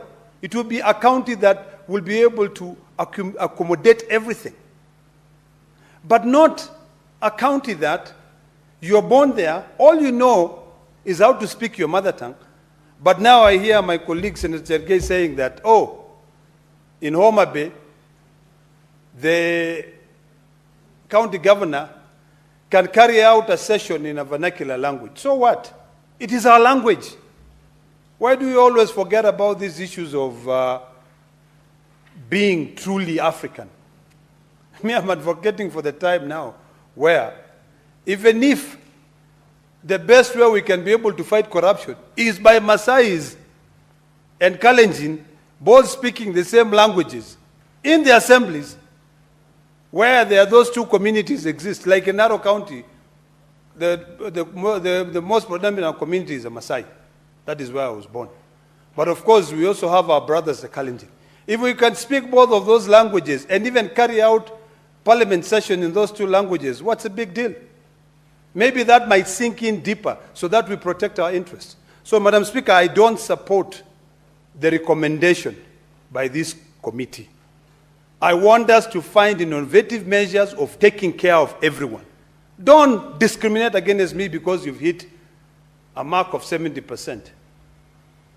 That now you cannot employ me because I'm Maasai and that Narok County has already hit 70%. No! Create jobs opportunities for me. Give me those jobs. The only thing that I probably would support this committee, Madam Speaker, and I was speaking to my good friend from Lamu, is that when it comes to the members of the PWD, the first thing that actually each county needs to do is to make sure that they have carried out a statistic and to know how many people are disabled who live in that county. And enable them to form companies, give them trainings, ask them what they are capable of doing. If it is to build roads, support them in building roads. If it is working in industries, support them in getting the training necessary. Then, by default, that 5% can even be increased to 10% because we are able. Those are enable. Let's enable them so that they can also be able to have equal opportunities. Let's define the term equality to truly means enabling someone who does not have any other means to be able to survive and be equal like any other person who's got two legs. Madam Speaker,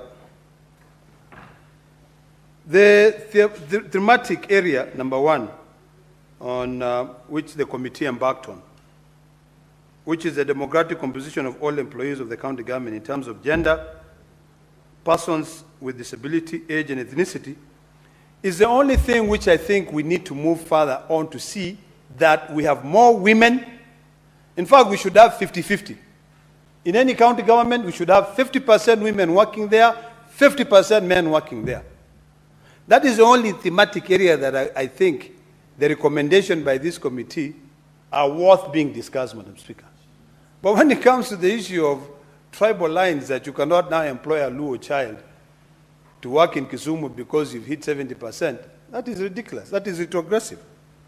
The second thematic area, the democratic composition of county executive committee members and chief officers in terms of gender, persons with disability, age, and ethnicity. I only support up to that section of age, not ethnicity. Because I will give you a good example. If you go to Narok County, we have 30 wards. In those 30 wards, by default, Madam Speaker, we have around 26 wards or 27 wards that in most cases, maybe one ethnic community will be able to dominate, and someone is elected there as a member of the county assembly. Now, when it comes to appointing someone as a CC, if you do not, you should first of all consider those two communities. In Narok, it is mostly the Maasais and the Kalenjins. And then when you come to the cosmopolitan area treated differently. Narok Town treated differently. Narok Town, we have every ethnic group. We have the Kambas, Kikuyus, Luyas, Luos, Maasais, everyone. Now, those ones, give them an opportunity so that they can also be able to represent their interests. Now, if you tell me that you are going to appoint a CC who is going to deal with agriculture, and that CC who is dealing with agriculture lives in Narok Town, what form of agriculture does that person know? Just because you want to fit this recommendation which are set by the national cohesion. Madam Speaker, today my views are completely unorthodox because other communities, like the Maasais, we've been discriminated upon, extreme measures, stigmatized for so long. It is now time for us also to demand our share. If you go to Kajiado County, Madam Speaker, this week we are talking about, in Kajiado County, we are talking about having the Maa Cultural Week. But guess what? Even during that week, those ones who will be given contracts to be able to provide tents, to be able to provide advertisement services are not people from that county. Then how are you supporting that economy? Madam Speaker, support an economy by building the citizens of that economy. Give them, do a current audit, say the person who was given a contract for advertisement are all from Narok, Kajiado, and Samburu. Because it is about them. But now you'll find that maybe the big tents will be owned by somebody in Nairobi, a good friend of my sister, Karen Nyamu. And then comes in, get the tender to provide the tents. Today I know your name. So let us not continue lying here about this issue of integration. And we don't. Okay? We don't. Look at Nairobi as an example, Madam Speaker. I'll tell you. Nairobi is mwenye nguvu nipishe. In Nairobi, Madam Speaker, it depends on who has the ability. What's your point of order, Senator Nyamu?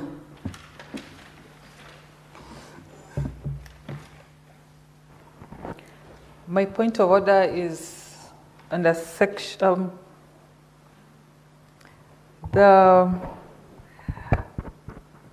Standing Order 41. We are just 2 senators in the House. We don't have quorum. Tit for tat. Can the Secretariat confirm whether we have quorum? We don't have quorum. Can Sergeant Atam ring the bell for 10 minutes?